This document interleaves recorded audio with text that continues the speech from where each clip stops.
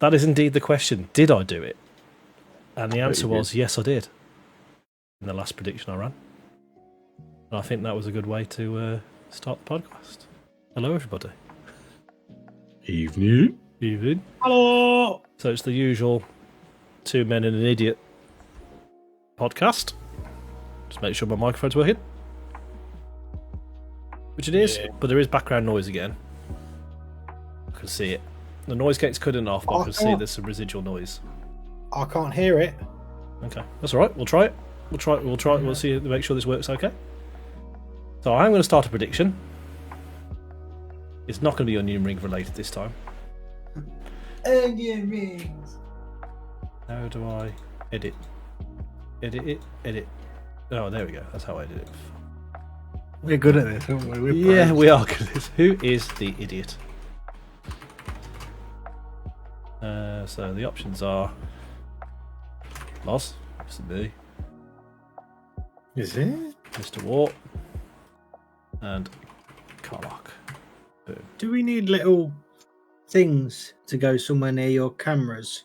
Just say who's who, because I think it's quite clear I'm me. What do you mean? What do you mean? We haven't got the walrus on the screen today. So my name's Kollok. I need to find that sound with the water that we had from your stream. That one. I need to find it. I'm gonna just Hang on. How long is this running for? me. 4 hours. That's good. That's fine. It's not. No, it's not. It's running for 15 seconds. Yeah. Right, we'll delete that. Hang on a Delete your minute. 10 points. Wait, what? I'm doing it again. What? Can I? Oh, there is a time. There we go. Did you waste my time? Yeah. Sorry, yeah. Who I've lost my is lozenges now. You haven't lost our lozenges because I've refunded everybody their I lozenges. want more lozenges. You want more? I want more. Interest rates are going up. My lozenges are in the bank. They should be increasing. Right, how long are we going to run it for? Oh, I can only run it for 30 minutes. Boo. Boo.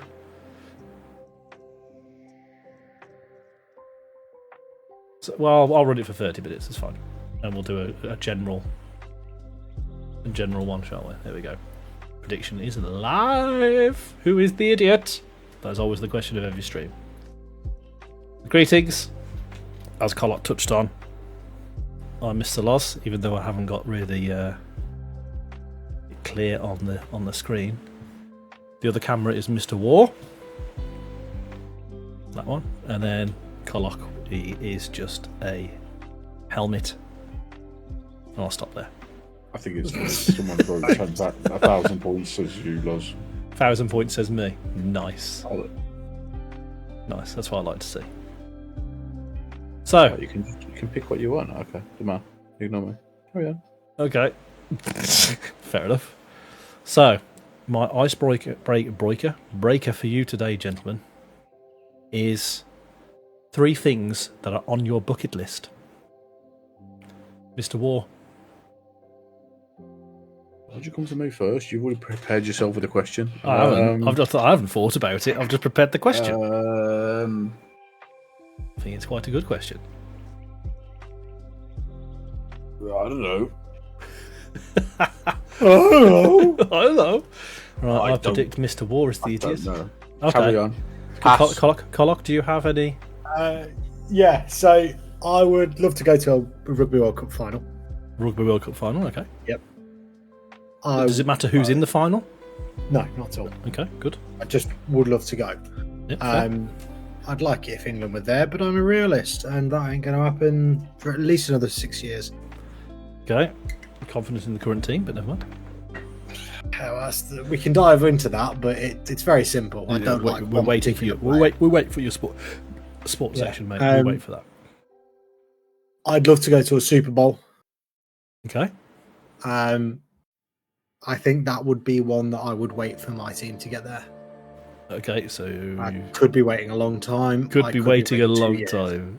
I don't know. It could be any time in the next 100 years. That's very fair. And And I would also like to experience the Tomahawk chant, which is the chant that the Kansas City Chiefs do. So again, American football, but I just go to their stadium and just watch a game because it is one of the most electric atmospheres. It racks in at well over the 100 decibel mark, and it's an open roof stadium. There is no covering for fans. So all that noise is just going up, and they're still generating 100. Nice. So is that similar to like the Viking clap that Iceland and yeah, okay. It's a bit like the skull. It's their own thing. There's no particular time that they do it. They just tend to do it when the team starts to play well, and so never. at the minute they're the best team in the league by far. I'll take it back. So okay, I could have predicted the theme of your bucket list, to be honest. I could have called that. Not saying that it's predictable, but knowing you, yes. Okay. It's not predictable, but you know me, so therefore it's predictable. Yeah. Yeah, I suppose. So, I think Mr. War's cocks are still whirring. I have no idea. I Yeah, don't know. but- I think because I've got a fear of heights, I think I'd like to jump out of a plane. With a parachute? Oh, I think you win the poll there if you say no. no. Fancy doing You it. can do it, but you can only do it once, can't you? And that's the old bit of a I bucket want list. to. I kind of like would like to like enjoy the process rather than just That's fair. Yeah. pancake. I don't know. I would like to have gone and seen the North. I would like to have gone like Northern Lights. Northern Lights, yeah, that I could fjords predict. yeah. Could predict that for you, yeah, again. I'd like to have done that. Go somewhere snowy and like that. And pretend to be a Viking. That's about it. I'm quite an easy to please kind of guy. Don't know. That's what she I said. don't know. Oh, well, you've given how many? Was that 2, 3? 3, why not? It was 3. Okay. Yeah. So You yeah, believe anything. even then, Yeah. I was being too attentive. I was too good a boyfriend to you, Per, because I was listening to your answers rather than thinking of my own. I wasn't being distracted. That's you. No pressure, like. No pressure. So what would I like to do? I'd like to go and watch the Dutch Grand Prix. That's quite. Realistically, you got to do that before Max retires. Yes. Yeah. But it's It'll achievable. be dropped by the calendar then. It's achievable. I'd also like to go to Galaxy's Edge and build a lightsaber. Oh yeah, we're talking about this, shall we? And if you don't know what Galaxy's Edge is, that's the Star Wars theme park, part of Disneyland.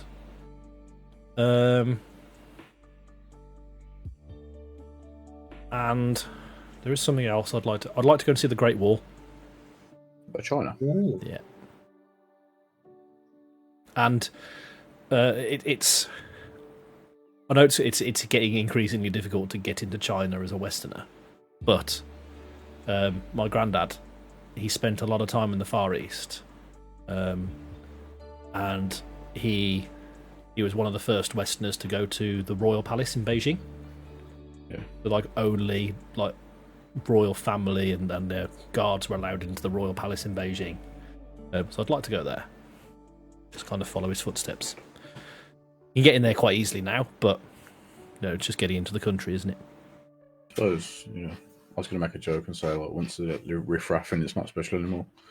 But, Well, I do have some ancestry in the Far East. there you Seeing I'm a quarter Indonesian. Fun fact for you. Did you know Which that? quarter? I think we've talked about this before. Yes, yeah. My on my dad's side, my gran is from Indonesia, so a quarter Indonesian. But it's because Indonesia used to be a Dutch colony. So there's a lot of Indonesian people. A lot of if you order like a Chinese takeaway, it's not Chinese; it's an Indonesian takeaway that you get. It's like a massive Indonesian culture over there. I didn't know that the Dutch Empire went like that far round.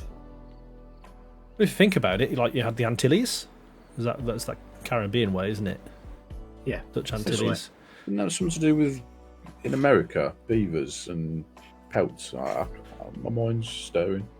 No, it couldn't be like New York was New Amsterdam before the British took it over. Yeah, before we made sure everything was correct. That's So, what you need to so do. if you think it's not just Holland, it's what it would have been the Netherlands. So, back in the times of the likes of Napoleon, so when America was being discovered, the Dutch Navy was one of the biggest in the world. So you had like the French, the Spanish, the British, and the Dutch. Yeah, so there's lots of weird. Not in that order. Not necessarily in that order, no. That's a British person saying that, Kollok.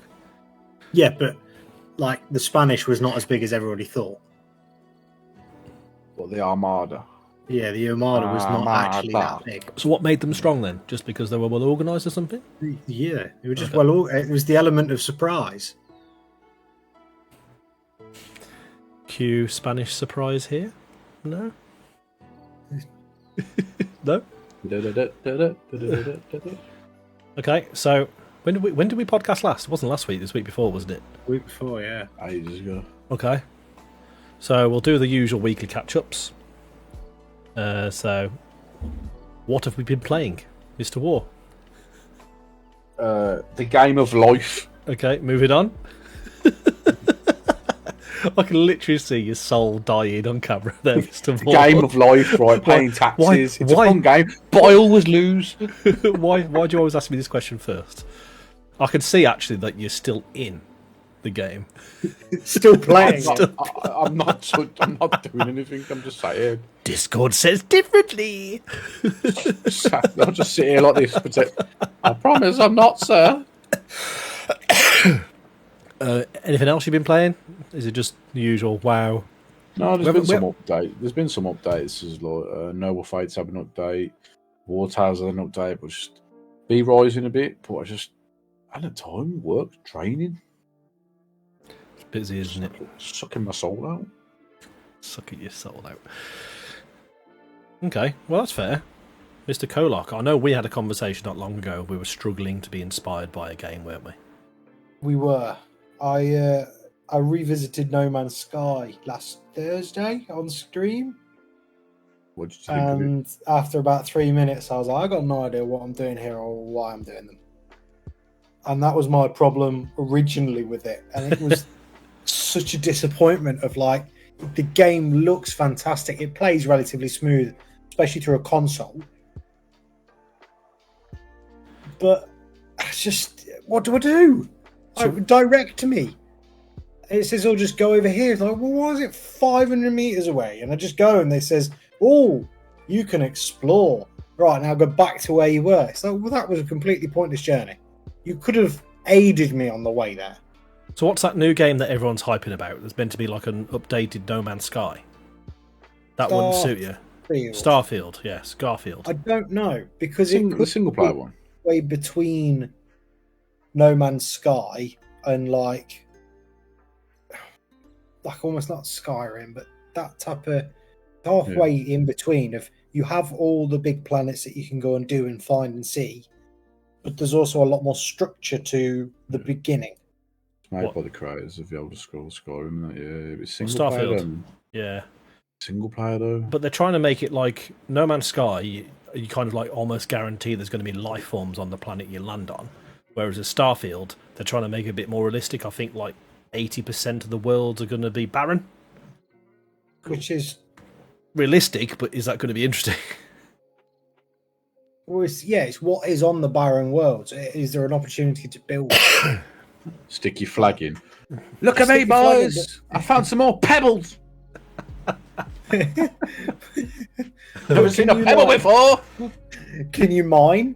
Because I'm can you create a mini business type empire there by using these planets that are barren? Selling pebbles. Yeah. You're obsessed with pebbles. King of the pebbles. At least you're the king of something, son. Okay. Is there anything else? I know you had a dabble on Minecraft recently as well. Kollok. Oh, get out! Yeah. I logged back into Minecraft first time in ages. Brand new world. Get out! And I was like, yes, let's go. Get out! And I logged onto it today, and I was like, I can't be bothered. I've built my chimney on my house, and now I don't want to play the game anymore. I think that was the point I was watching you as well, wasn't it? When you were building your chimney. Yeah. Yeah, so I finished that. I put in the 4 extra blocks. I was like, right, cool, done. Bye. See you later. Deleted the world already. World's gone. So I have an issue with like if I play, so I'll sink a load of time into like Cyberpunk or even like Jedi Survivor or something like that. Play it continuously for a couple of nights. Then I'll put it down for a couple of weeks. I'll return, forget the story, basically forget the controls. Like, how do I do this?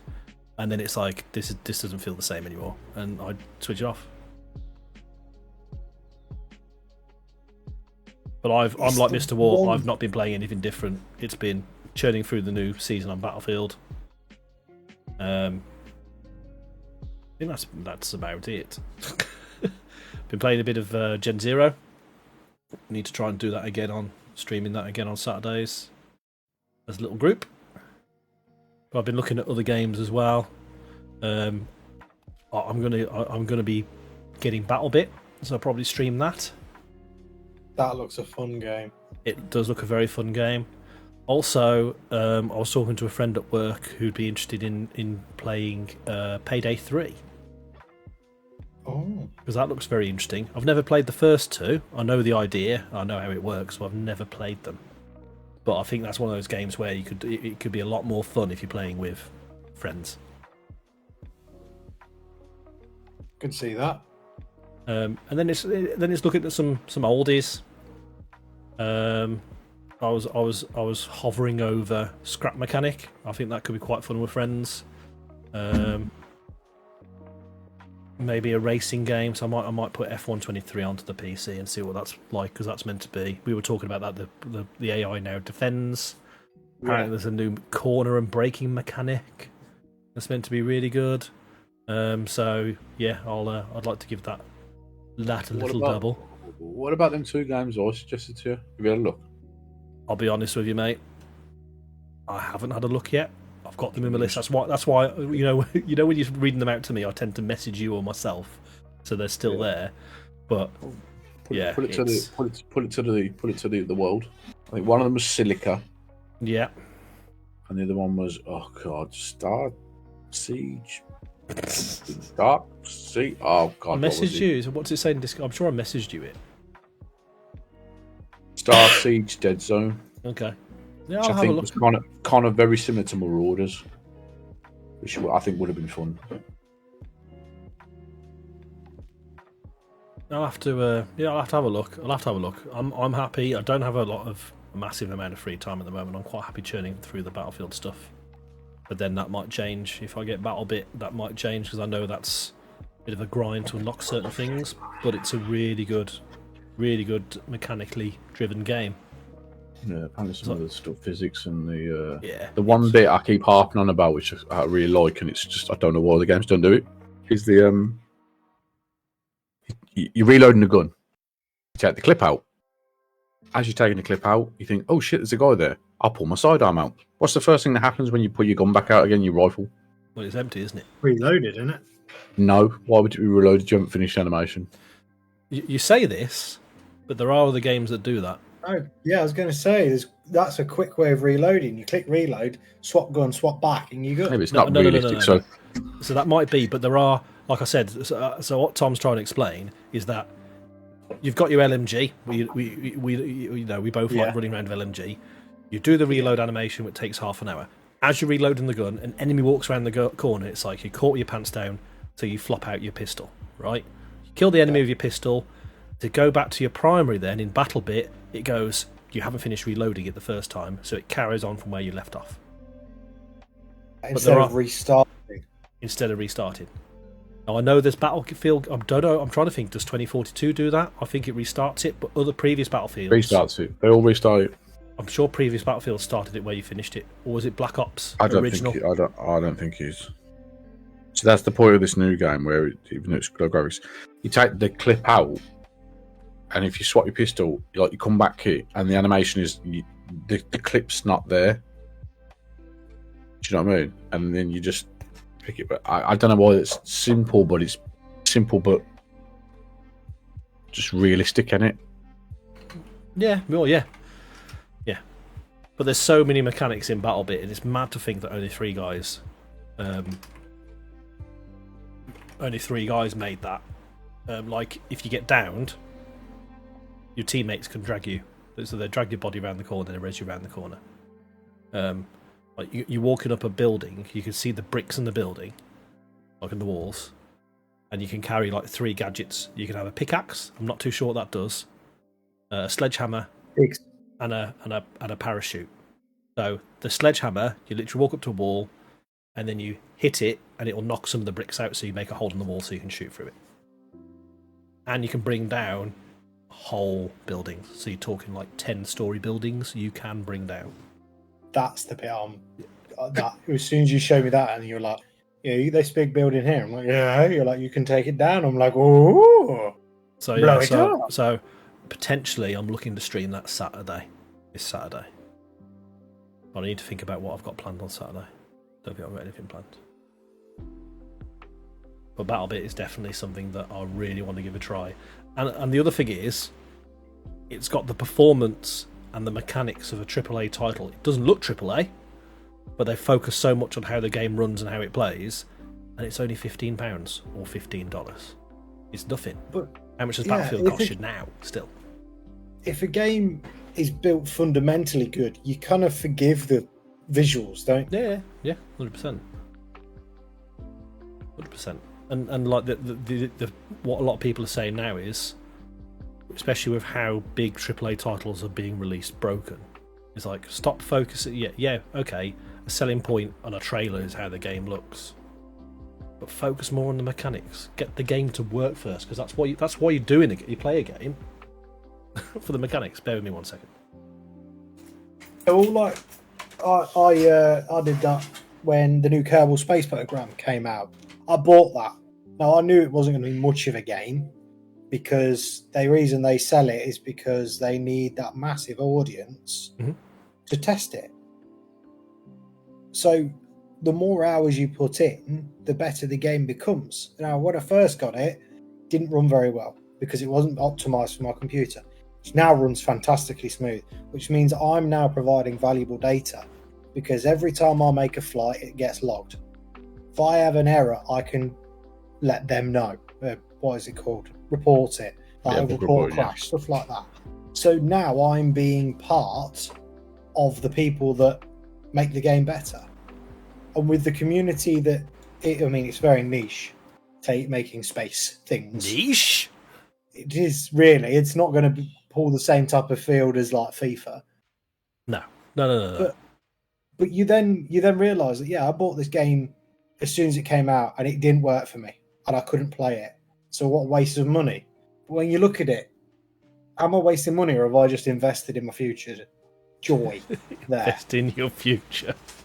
Yeah, but I've gave them I think it was like, it might have been 50 quid, but I've gave them the 50 quid there, and what can I see value with that? Well, I'm not the only one, and because of that, I've now got a game I can play that I enjoy that is starting to work on my PC, and they're still saying, oh, well, we haven't added anything yet. Yeah, it's going to get better.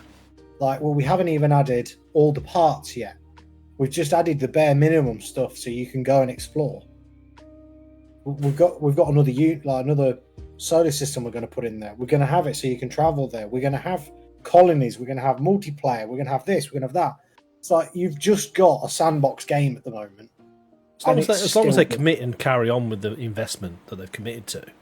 Well, they've definitely got the funding for it.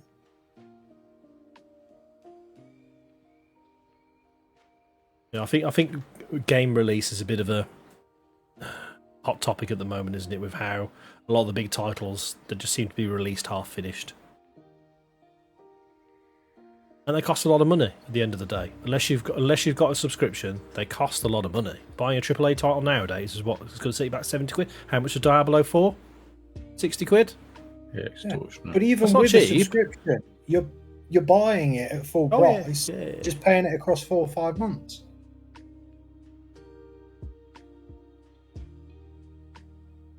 The one for me that I hope that they don't. Now, when we say broken game, if it's not complete and they add their more tracks, more cars, stuff like that, fine. Mm-hmm. But Forza Motorsport, when that comes out, I want all the accessibility that I want from the get-go. I'm not a fan of the career mode in them. Like I'll explore it and I'll do a little bit, but let me have my enduro style races. Let me put the cars in there I want in there. Okay, so talking about you have to do certain things to unlock the rest of the game, kind of thing. Is that what you're saying? If that's what it is, fine. But like, don't release the game and say, well, you can only do the story mode, because majority of the people and that like still play Forza Motorsport 7 do it because of the free play, and they don't bother with the career.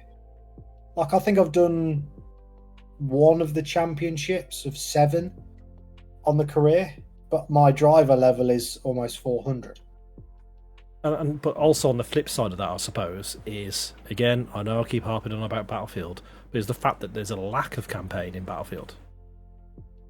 Now, I know they credit it down to the stories behind the multiplayer about all the seasons and all that kind of stuff, but there's no narrative to me. It's one side fights another side, and onto the next round you go. Whereas the previous Battlefields, there was a story. I don't understand why games are going that way. Again? And I'm new to Battlefield, as you know. You introduced me to it. Yeah. I thought it was, here's Warzone, but what it might actually be like if you did it. Okay. So, like, if Warzone's your, like, let's say your Vauxhall Corsa, here's your Vauxhall Corsa if it was built by Bugatti.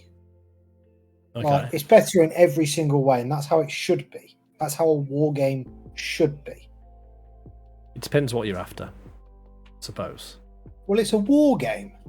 See, I'm a Battlefielder through and through, but I don't like Warzone 2. But we all agreed Warzone 1 was a good game. 90% of the time, it played big scale COD, didn't it? The gun mechanics were good. You were literally getting into... You literally felt like you were showing your skill and your tactics against other players. Rather than, here's a fucking tank and a helicopter. But... that's sad news. Warzone 1 servers are closing. You know why? Yeah. It's because they closed the other game modes on it. I don't understand why they didn't just leave the other game modes instead of just BR. Because we used to romp around. Still plunder on that. Yeah, we'd play it. There was still plunder on there, or they put plunder into Warzone 2. I'd be on it every day. Yeah. The other thing, like going back to the proper war, COD, you just spam space and just shoot kind of near the guy, you'll kill him. Battlefield, you have to hit the target. None of this spam jump bunny hopping around. You have to be accurate. Didn't used to be that way. You have to do it. I know, but like now, I ran 2 games earlier, and I was on a perch, and I was basically just popping out of this wall, popping few people, going back in, reload, go again. But BattleBit's the same. Yeah, strategical placement to shoot your enemy. So hopefully on Saturday I'll be streaming it, and we'll see what it's like. If anybody wants to join me, always more than welcome. I won't be able to. So apart from playing games, is there anything that we're currently watching? Is there any series or any good films that we'd recommend and we've watched? Not particularly. No, I've watched the new Grand Tour. Okay. Middle of the road. Yeah. I'm waiting for the Farm Season 3. I know they've announced it, but I don't know where it is. That shit. Yeah, the Clarkson's Farm is really good. I like that it's trying to... what he's trying to achieve. Yeah, he's in it to make money and be his goofy self. But he's trying to convey a message. He's trying to pick up an industry which is struggling. And I like that. He's trying. I'm sure he must have brought so much attention to the issues with agriculture and farming. Yeah, he did, man. Yeah, he did. 100%. And it's like a little snapshot of. I'm quite critical of how, in the UK in particular, the government and the legal system works, because it seems to me, and this might be controversial, that it's run by old men that don't want to change things because that's how it's always been done. It's a real struggle to modernise the country. And it's starting to show. Like, In Birmingham, but why should we Birmingham, modernise? because you need to adapt. To what? What do you mean to what? Well, we had Okay. a great empire. You You have a know, great we can empire. still, but that what you're saying, like, I'm exactly making that point. We had a great empire, so why do we need to change things? Because it doesn't exist anymore.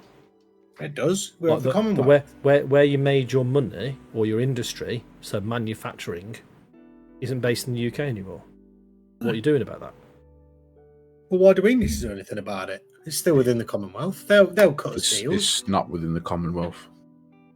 and they'll cut us a deal. That's It's It's fine. within Europe. We're just basically told to get.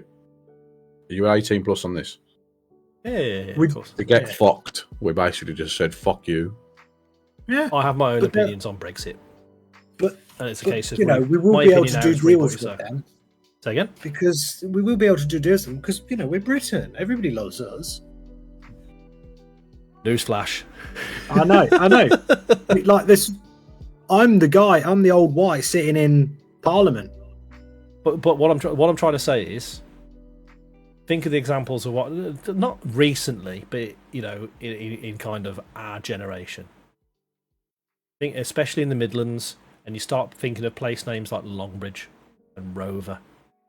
In the I know, man. like UK was the world leader for car manufacturing. Steel, mate. Steel.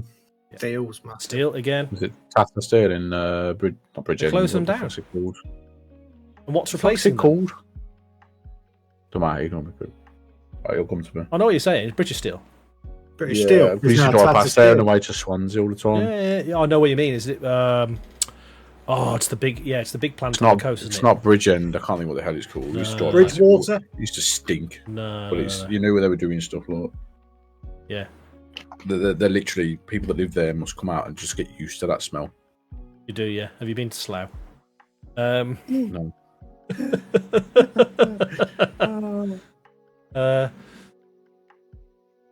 So yeah, we could have a It's whole not we could Liverpool. have a whole podcast about politics. To be honest with you, Whole I think we need to podcast. be careful with politics and have a direction of what type of thing we're doing. Oh yeah. I'll make it easier. I don't vote for any of the dickheads.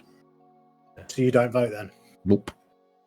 I think the prediction's Well, about to I end. don't believe in any of them. So why would I vote for one of them? It's that whole I'll pick one over the other. Why? They're all idiots. Yeah, fair. Tell me I'm wrong in it. Or... Well, yeah. Anyway, if you look at America, they've replaced the tanned idiot with somebody we used to see every day in bingo. basically, in it. I know. He's asleep half the time as well. He's what half the time. I'd be very Asleep. surprised if he doesn't come back into power. Well, that's why they're trying to get these convictions against him, so he can't. I'll be very surprised if he doesn't. Yeah, but I don't get me wrong. I think he's a bit of a dick, but other countries didn't fuck with him true. when he was in power. They knew And not I to. don't- and- Putin used to shake his hand like a little bitch. But then you look at like Yeah, how, but how much he was. big friends. He was big pally with Putin, wasn't he? Would But you, the thing would you is, have he fucked was about very. so much? He was very divisive, wasn't he? He literally split the world in two, and there was a lot more news about Trump and his antics than there are about Biden, and Biden's not doing any less Because antics. He's like literally an old man. He slurs his words. He doesn't make any sense. He falls over. He gets lost. He gets finishes- lost walking upstairs. It's like there's a start and there's an exit. How can you get lost? It's true. It's true. It is so true. It's funny to watch. Yeah. But again, it's like, what are your options when you're voting for president? What are your options? Well, A guy that wants to Whilst put the light inside of people to cure COVID and get them to drink bleach, or someone that can't even say the word COVID because he starts Li- chatting about what he had for dinner the night before. Little Nicky, release the good. Yeah. Oh dear, oh dear. Fucking Did we finish talking about what we're watching? Because I've Yeah. just been watching America, the Orville. apparently. Yeah, idiots in America. Well, that's all on social media, isn't it? You see that shit. I'm still watching the Orville. I'm just waiting for Ahsoka to come out. To be fair, it's Star Wars. That should be good. Kollok, is there anything in particular you're watching? Any good films you watched recently? No, we actually haven't watched many films of recent. We were watching one the other night with the little ones, weren't we, Mr. War? What was that called? Yeah, strange world, wasn't it? Do Yeah. you see what I mean now about that? Now we can talk about it. Do you see what I mean about that being different? Yeah. Yeah, but I was enjoying the film as well, to be fair, so I was trying to find it. So I think me and the other half and the little It's on one are gonna Disney. watch it. Disney, yeah, mate. yeah, I couldn't remember what it was called. My memory for names like that is shit. It's really bad. Really poor. Do you want me to send you a picture of it? No, I'll remember it now. I'll remember it. You sure? I'll find Because you it. just literally just said your memory's shit. What's that film? What's that film called again? Is it Avatar? It's called Trump Towers, mate. Die Hard with a Vengeance. It's a little kid's adventure. So my next question is for you, gentlemen. Is there a particular song that we're listening to at the moment? Like, me and you, Mr. Wall, we commute. What's like, yeah, this is my song at the moment. I don't put earphones in. I listen to the sounds of getting on the train and getting off the train. Well, that reminds me, I've got some earbuds for you. See?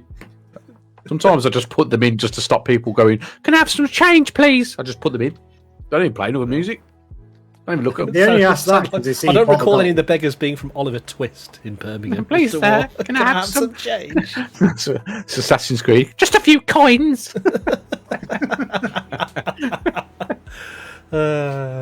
God. They lurk. So there's an increasing amount of them now of people that beg when you're sat at traffic lights. He was about to say them. No, They're organised. no, but there's an increasing amount of them. They knock on your windows as you're sat at traffic lights. I don't know how I feel about that, but anyway. Right. So, is there a particular song at the moment that you're listening to that you're going, yeah, that's my shit. That's I'm enjoying how this makes me feel. Mate. No. Kollok? I'm not an American. I'm not an American. What? You've lost me. But I found a bit of country music again recently. Oh and no! Yeah. No! It's really, No. I'm really enjoying it. No! Cruising around in the pickup truck, windows down, listen to a bit of country. Yeehaw! Oh my! Right. Please, you need to invest in a cowboy hat if you're going to do that. It's on order. Oh god! It's not really. No. I did think about Guess it though. But what obviously- you're getting for Christmas? Yeah. I just need to. I'm not an American. I love their sport. I quite like the food. I like the vehicles. Quite like their music. But I'm not an American. You were born in the wrong. See, this is the thing between us three. You were born in the wrong country. Mr. War was born at the wrong time. Don't know what I'd say about me. When was I supposed to be born? Viking era. Woke up for violence. So instead of going to work on trains, I just wake up and just get on my horse. It'd still be the same smell of piss. Let's be fair. Yeah. Still be the same beggars. This time, I Spare get me to hit some him with coins, sir. I get to hit him with a big stick. Fuck off. Oh, okay. You've just reminded me of something. Here's a fun fact for you. Okay. What the? It's Oh, a fun dear. fact I've for you. lost- yeah, I don't I've lost my train of thought. This is like a Right, dog. do you What want- are you doing? You want a fun fact? I Oh, say I've got fun. one. It's at the Do you tip of my want a tongue. fact? Because the saying, what's the saying of like measuring something with your thumb? I don't know. What is it? I have to Google. I don't know, but I don't quite like where you're going with this. No. This made you laugh. Could at least make it like, you know. Why am I measuring things with my thumb? Could at least made it a pinky. No, Or as soon like as that one. as soon as. Use your words. I am trying to use my words.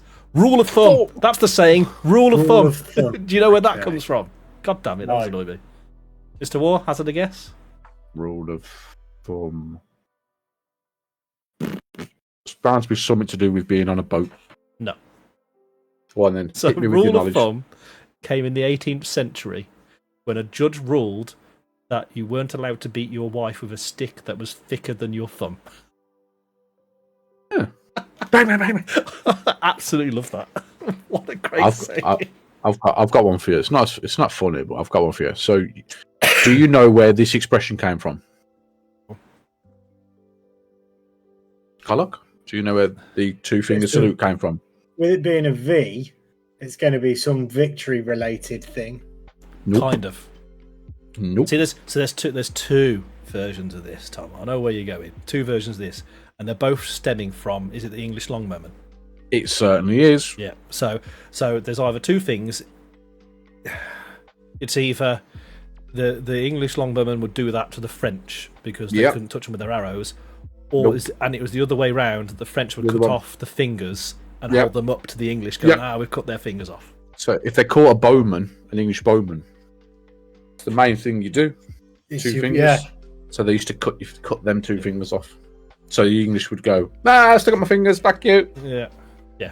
Yeah. That's where it's come from. Are you sure they're doing that, or are they just doing it because they're French?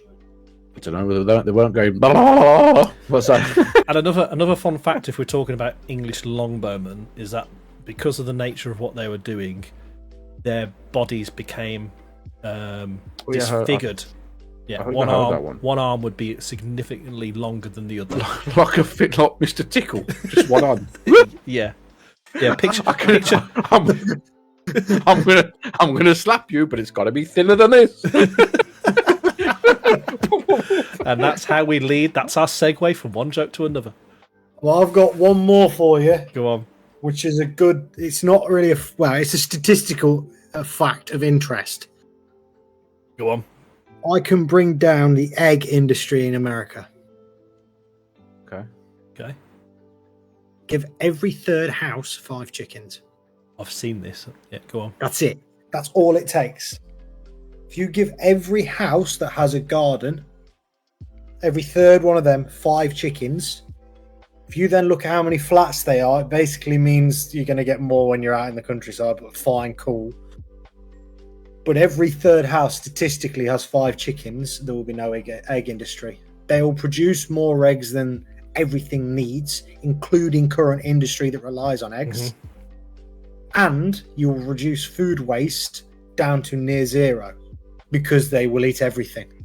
So the trade is that I will give you eggs if you give me your food waste. You feed my chickens, you get free eggs. Crazy. But the unfortunate thing is, I talk about this quite a lot, not just with you guys, but with my other half as well, is that society in the world, at the moment in particular, is geared in a way to keep people where they are in regards to their economic, their wealth, and to make sure that the rich keep staying and getting richer.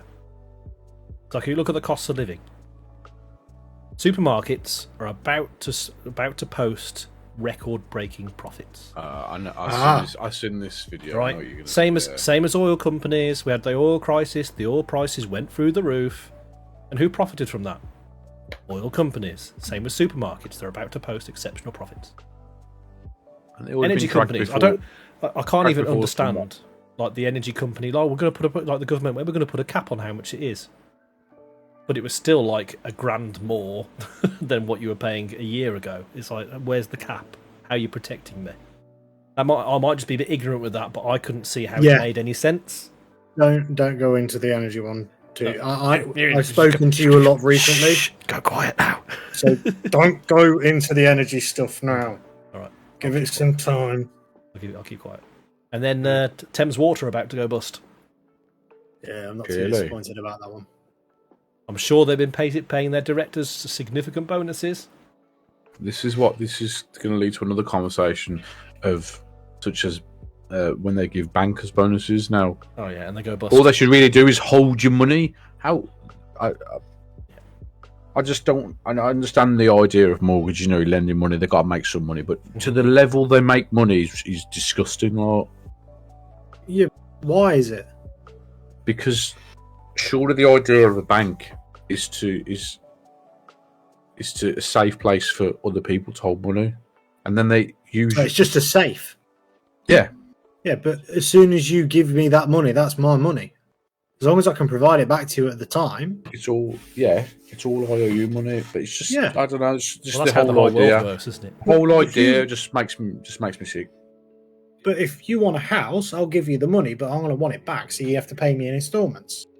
Yeah, I think, and I got that money because Loz saved over years, and he kept giving it to me, saying, "Look, I don't need it right now. Just you have the money. You have the money." And then I'm sitting there going, "Oh, I got a lot of money here because Loz keeps paying me." You going, "Yeah, I really need a house." So we're like, "Well, I'll lend you this as long as you give it me back."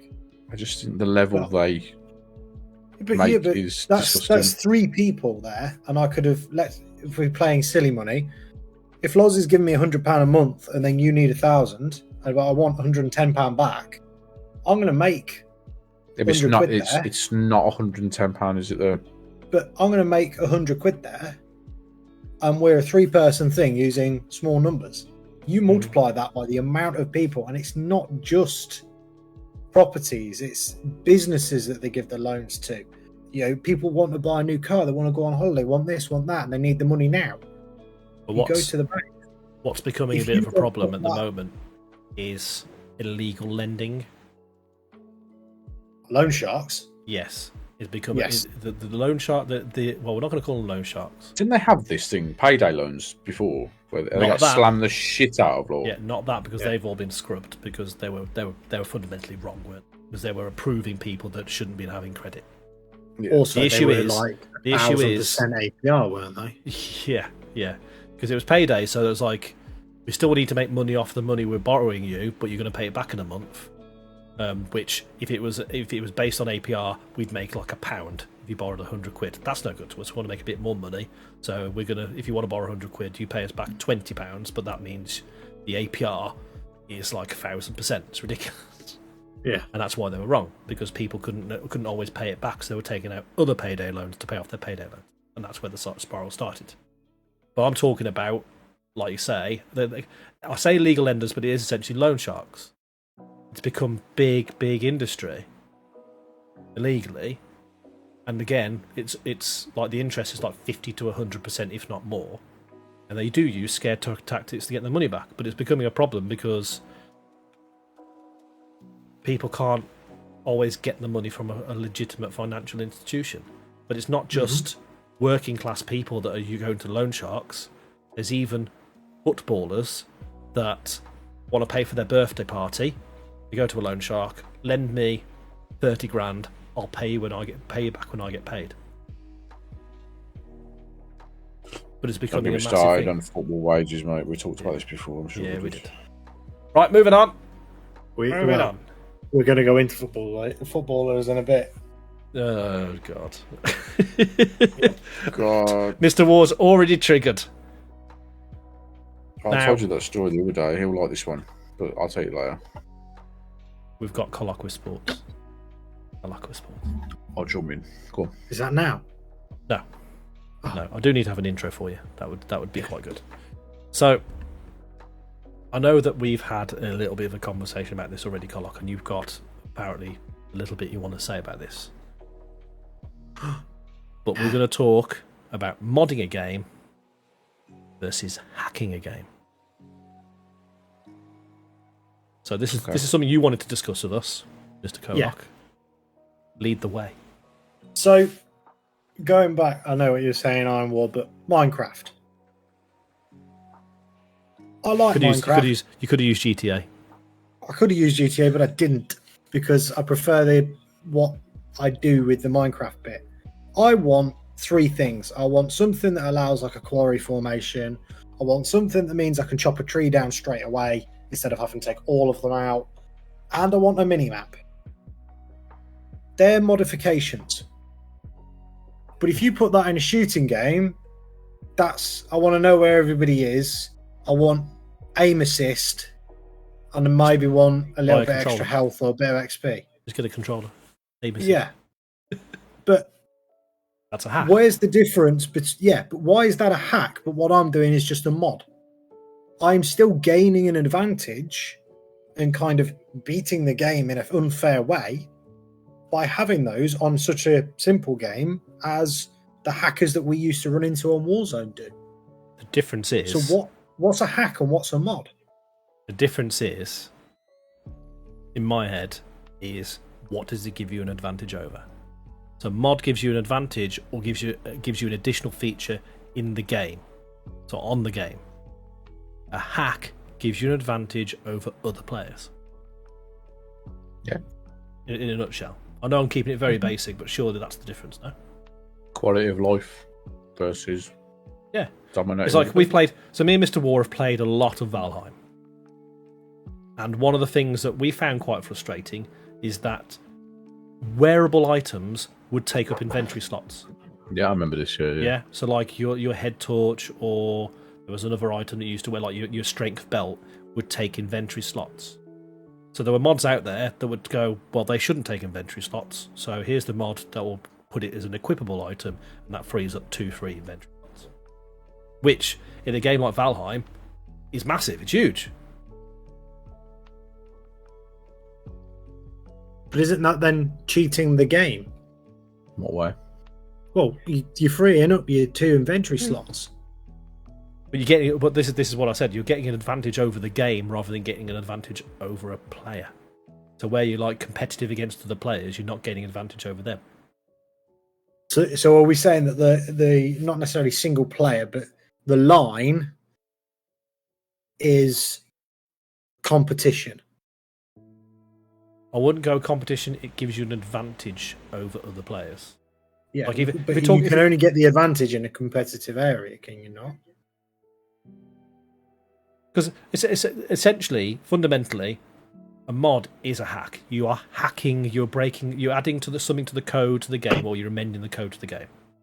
Yeah. So fundamentally, the basics they're the same, but obviously a mod is viewed as less negative because a mod is something that betters the game or makes it more suitable, like modded GTA. The modded servers on GTA are like your, well, forget it. You know, like the RP stuff. Exactly. So they're modded so that you can actually have a job, you get paid by your job, you can do extra things, so if you're a police officer you can arrest people and stuff like that. That's an add-on to the game, whereas a hack would be you're invincible. It's just how you perceive the advantage you're getting, and I think fundamentally it's, do you get an advantage over other players? Okay. And then you can go down the avenue of pay to win. Yeah. So where does pay to win sit on this? Because it's not a hack or a mod, though, is it? It's just unfair paid advantage. Yeah.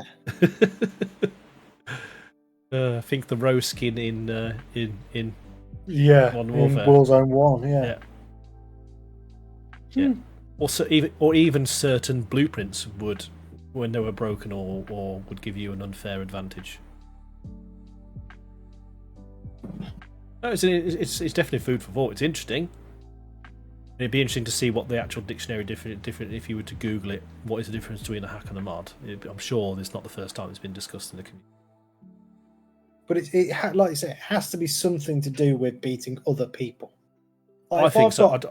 Well, that's how I interpret it. I don't know if you agree with that, because you haven't really expressed your thoughts on it. If I'm adding those to a game, like I said, like the Minecraft ones, they're creature comforts. They make it a little bit easier for me because I don't have to spend as long doing certain things. I can see what's going on around me. I don't have to just blindly explore and try and remember which way's home. I've got a map. Mm-hmm. The chopping of the tree, it makes it much more quicker, easier, and efficient. The quarry takes the bore of mining out of it. I personally don't feel like I need much more than that to really enjoy the game. But if I then put that into a multiplayer and I've got that and you haven't, hack it. Yeah.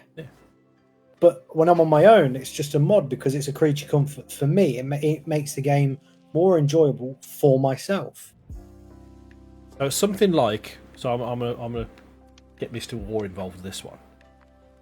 My knowledge of WoW is very limited. There's not really mods for WoW, is there? Or there isn't? Yeah, there's loads of add-ons, mate. Okay. Is that to do with? So I've seen. It's always quality of life or UI. It's no. That's what I was there's going to say. Nothing that UI. would. It's alerts. There's nothing that could give you. It doesn't give you extra power. It's just making you more aware of things, such as what you're talking about, mini maps, things like that. And I agree. My perspective is quality things they wish that the developer would put in as quality of life things. WoW had perfect examples. I'm trying to think of one. some things with WoW add-ons would be really popular, and they suddenly appeared in the actual game. They took it on and went, this is so popular, we're going to add it to the actual game because it makes sense. It doesn't give anyone competitive edge over anything.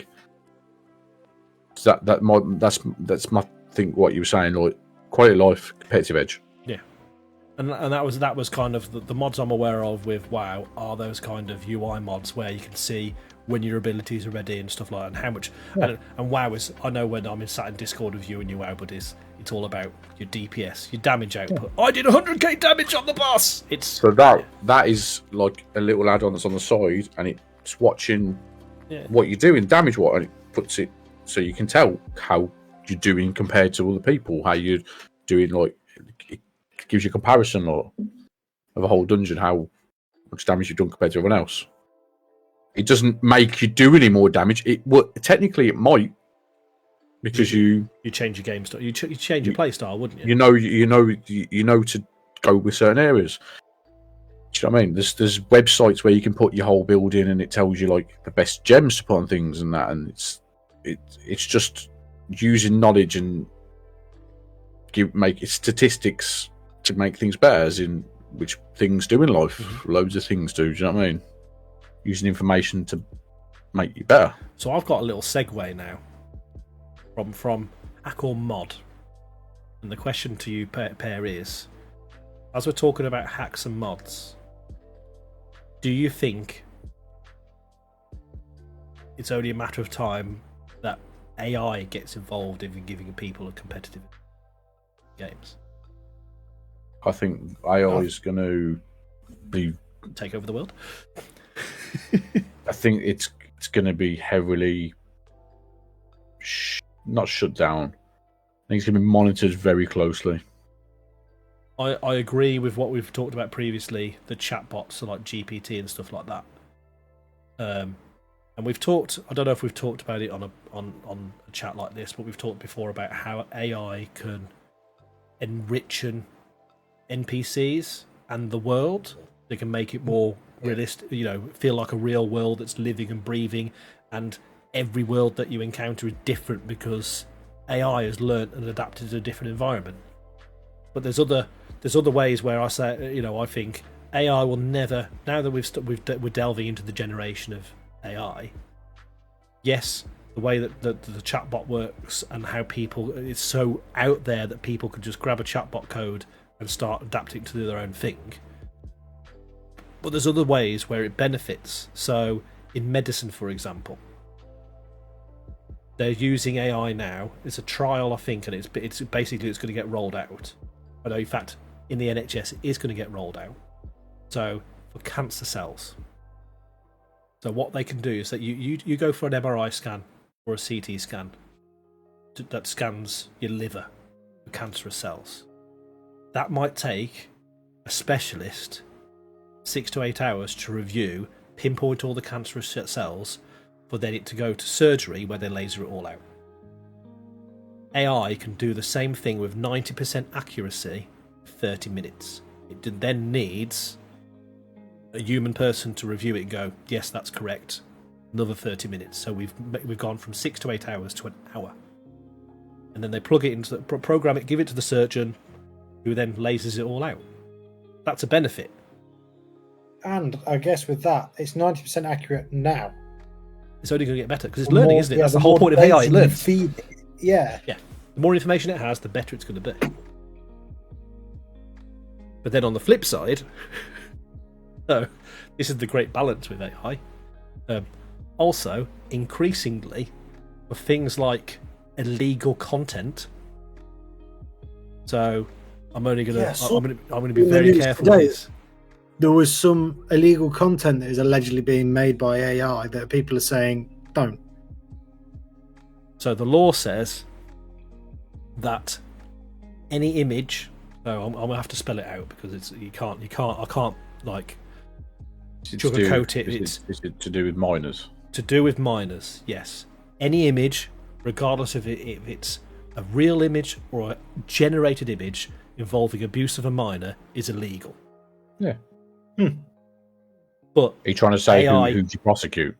No. If you get caught with it, you're done. Yeah. But there's now websites, instead of dealing with, as bad as it is, pictures of actual abuse taking place with real minors. We know how we've played around with generative AI picture bots. Yeah, it's that kind of thing. You know, they put in keywords and it generates that image. And the problem is, we've seen how realistic some of those images can be. We talked about last time, wasn't it, that in a photography conversation, someone entered an AI-generated photograph into a competition and won. My question would be to what you're going at is, think about the question. I still think they should one, ban them any words in that combination being involved. The same as they can do it, because this whole, like, you know, I've seen these AI bots where there's like guess my password, they try and mog it out. That guy that was like hired his own fucking person to do the capture, you know what I mean? It'll work. Eventually, it'll work it out. Yeah. There's going to be rough before. Because you've got to imagine, right? So if you've got a 6-digit code, right, you don't know what the code is. It's a 6-digit PIN. For me and you, that would take a lifetime to try those numbers to then guess the PIN. The AI will do that very quickly, because that's a task they can do very quickly, and they can keep a tab of what combinations they tried. So if you say, like we talked before about how AI can learn to bypass it, so you set it a task, its sole goal is to complete that task essentially no matter what. I've been told by my master to do this. If that means I've got to lie to another human to do it, so be it. And with the words, like you said, yeah, ban certain words, but that's only with regulated AI. It's essentially open source. The people can grab that, take that line of code out to say, well, those aren't words, those are words that I'm going to allow, and you've not achieved anything. It's very difficult, and that's the problem, isn't it? Yes, it needs regulation, but you're always going to have people that bypass the regulation. Because it's a bit like we spend a lot of time in the gaming industry. It all depends on where the servers are based for, like, online gambling. Where are the servers based? Yeah, I know you. How it's regulated. So you might be able to play it in the UK, but if the servers are based in Uzbekistan, yeah, they can have a 0% payout, and you couldn't do anything about it. You lose your money. I mean, question for you. So the three of us are quite PC gamery, aren't we? We play the majority of our games on PC.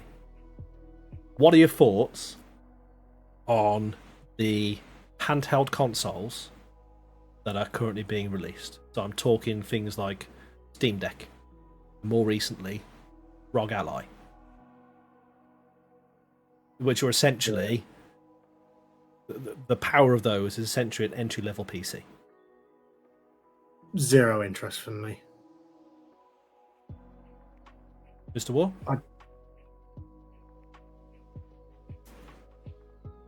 It's just evolving technology, isn't it? It's as still not the same as a PC. Okay. It's only the same as, you know, PSP first coming out and PlayStation. It's Switch. It's nothing.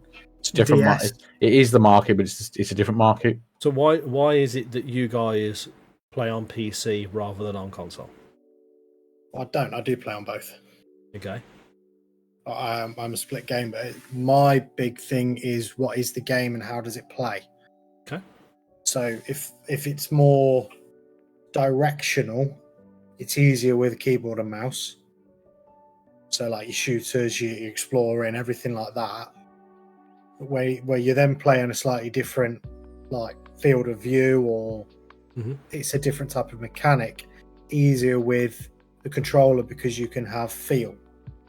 So like a racing game on mouse and keyboard is a hell of a lot harder than a controller because you can have dexterity. I understand what you're saying, and you can just plug a controller into PC, because I do that. Like I play Star Wars Jedi Survivor on a controller, play Hogwarts on a controller, play racing games on a controller, play FIFA on a controller, because it's more intuitive, isn't it? It's more, like you say, I understand what you mean by directional. You need to be a bit more precise with, like, I want to pass the ball at a 13-degree angle. It's easier to do. I want to break this much and hit that apex. Exactly, yeah. It's that incremental kind of controller, whereas you don't get that on the keyboard because it's either you press the button or you don't. The other thing for me is a console will never bottleneck. Yeah, I'm with you. What do you mean? So if I run Forza or something like that, it's only ever going to run at 60 FPS or whatever it is, and it's only ever going to do this, and it's only ever going to do that. If I crash into a wall, it knows what's going to happen. It's not a computer that's trying to assess the situation. Like GTA. I've never had GTA crash on an Xbox. Crashes, I say all the time, but all the time on the PC. Because the PC is trying to do other things other than just run game. And I do understand that, and I think it's not just what your PC is trying to do, it's also how the developers have made the game. Like, we've talked about this before. If you think about the infinite combinations of hardware you can have if you're on a PC, all the components you can have, like, there's millions of combinations, where with a console you know exactly what the hardware is, so you build your game to support the hardware. Yeah.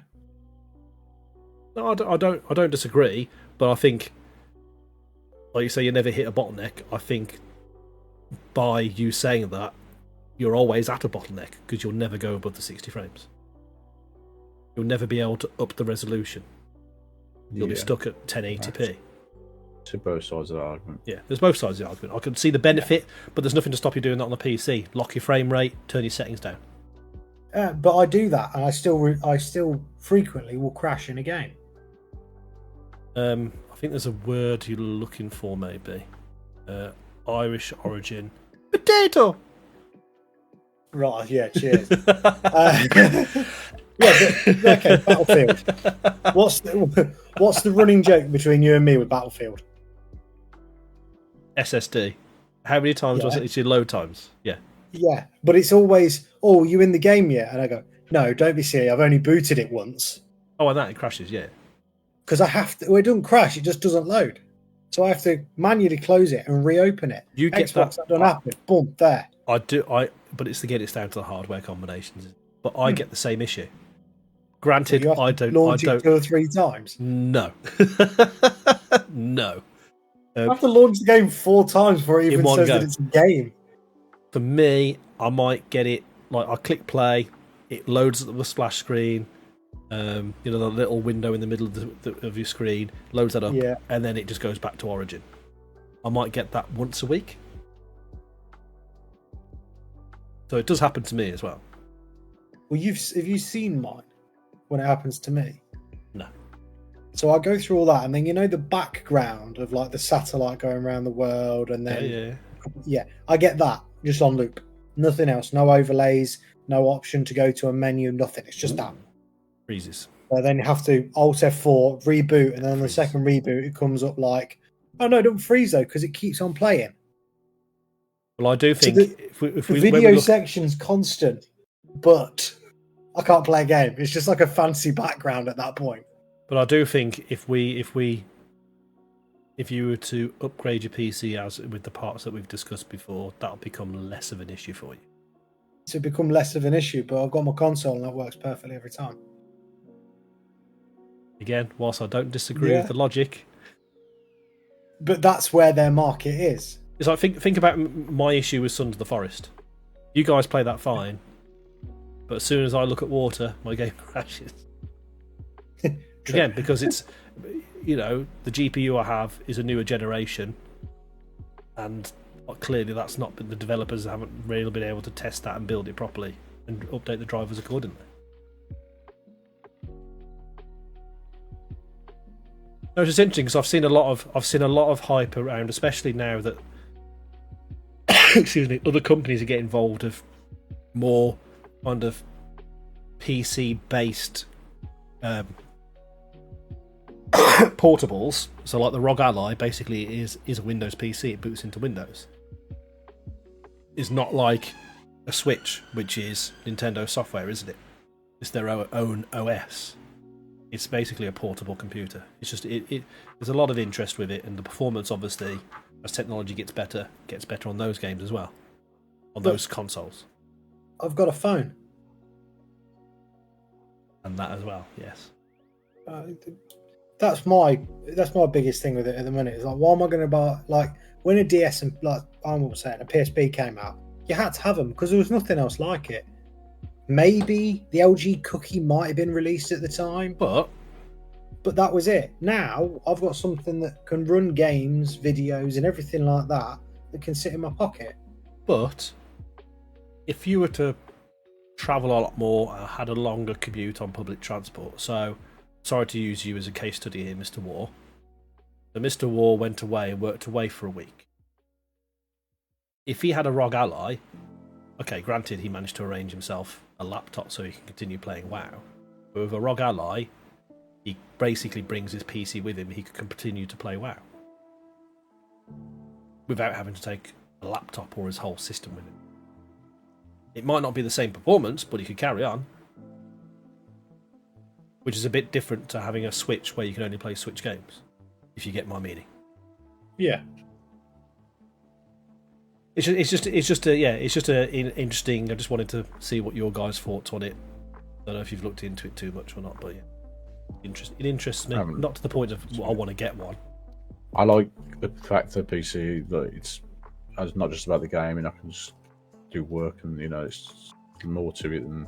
Well, we can do this, can't we? Stream, listen to music, have a chat, see each other.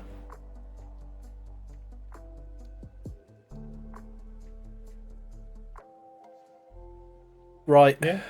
I haven't got an intro set up for you yet, Kollok, but it's over to Kollok for sports.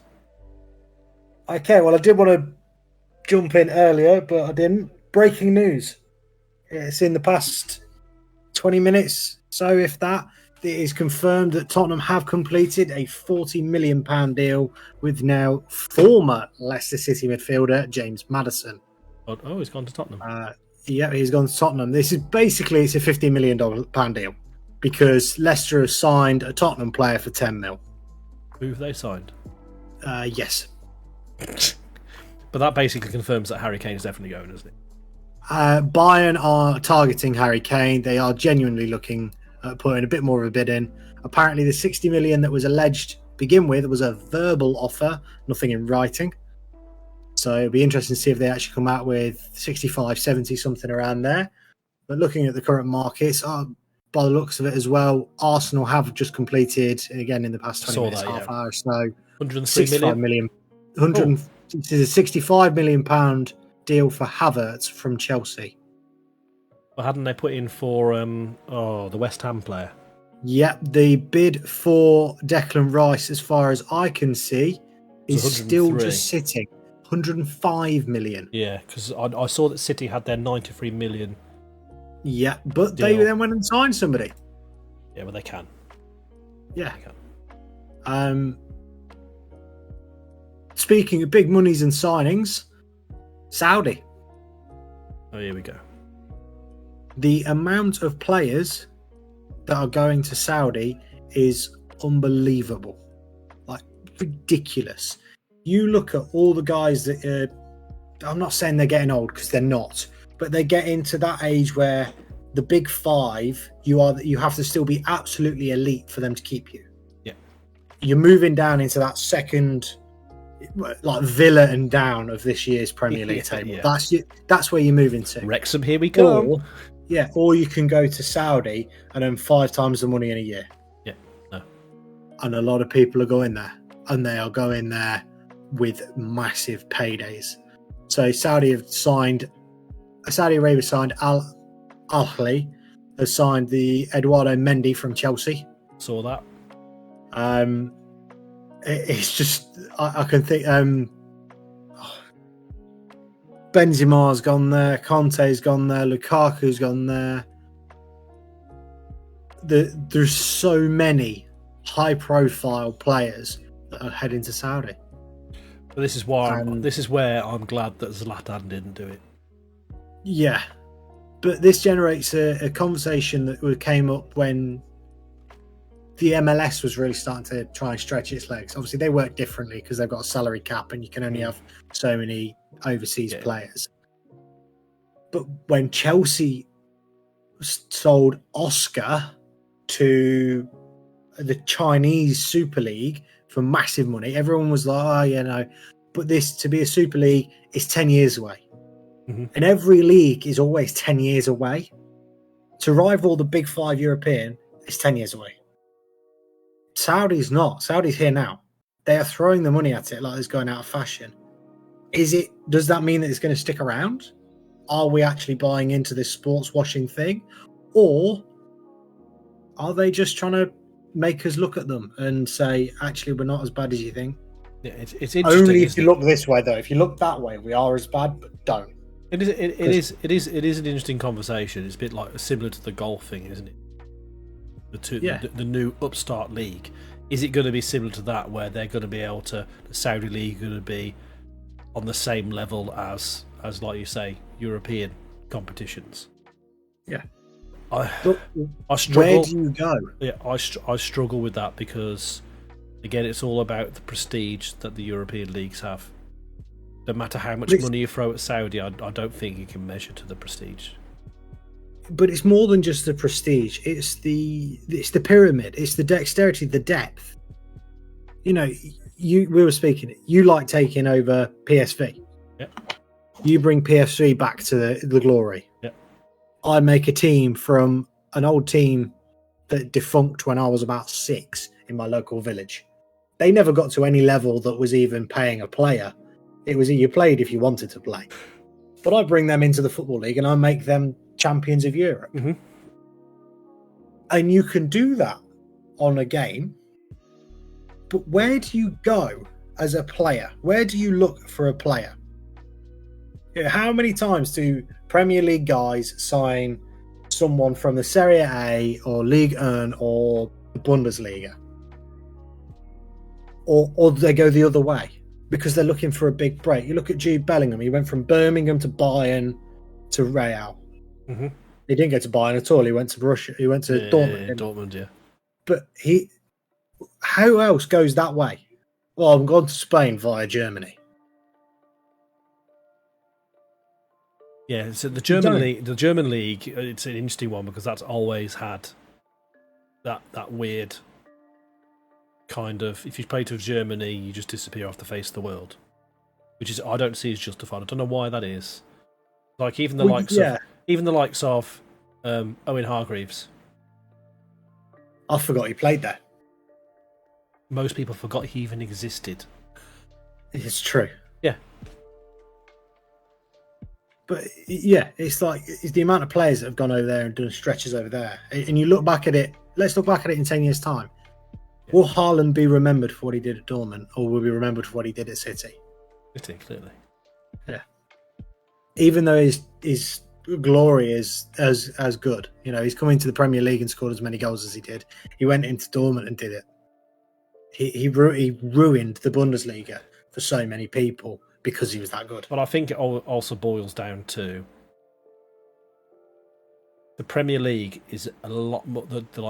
There's not 4 or 5 teams that dominate it every season. It's a lot more competitive. Like the Dutch league, for example, you can name the top 3 teams every season. PSV, Ajax, Feyenoord. Yeah, there you go. Scottish I'd league. have taken a while to get to final, but yeah. Well, that's because it's not a league you follow. Scottish league. Rangers, Celtics, maybe Hibs. Hearts. Yeah. Yeah. Spain? Yeah. Barca, Real, Athletic. France? I can go on, but you get my point. PSG. There's always 4 teams that are just fighting for the top. The rest are just surplus. Whereas in the Premier League, it's a lot more competitive. Okay, you know, City, you know, that they're a very strong team, but that's because they've got a lot of money behind them.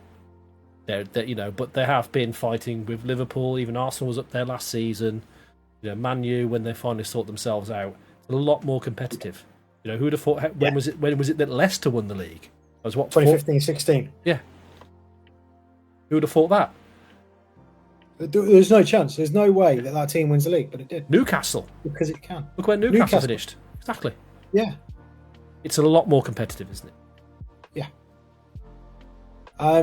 So for what Haaland will definitely be remembered for what he did at in the Premier League, because City, yeah. You look at the likes of, I don't want to take away from Messi and Ronaldo's records, but if you look at who he's playing domestically, and he's scoring 4 goals in some games because they're playing a Sunday League team essentially, who are in Serie A. Do you know what I mean? In the Spanish top flight, it's not the same. Premier League's completely different. It is the best league in the world. Yeah, Haaland was scoring goals against, let's say, I don't know how many he scored against West Ham. I'm presuming 83, because West Ham were god awful. They were. That is a fact. They were one of the worst teams in the Premier League, but they won a European Cup. Yeah, I don't know how I feel. I watch the sound. I think it's just for me. It's too similar to what happened. We mentioned it. The Chinese Super League came to nothing. Yeah, a lot of money, a lot of talk, came to nothing. But I don't think it's going to be the same. But in my head, I'm already closed on that. It's going to be the same. When we start seeing it on the TV, that's when there's a real That'll be problem. a big difference. Yeah. Yeah. Speaking of football, Wrexham. They are back into the football pyramids and the professionals. Yep. And their owners have decided that winning at football's not enough.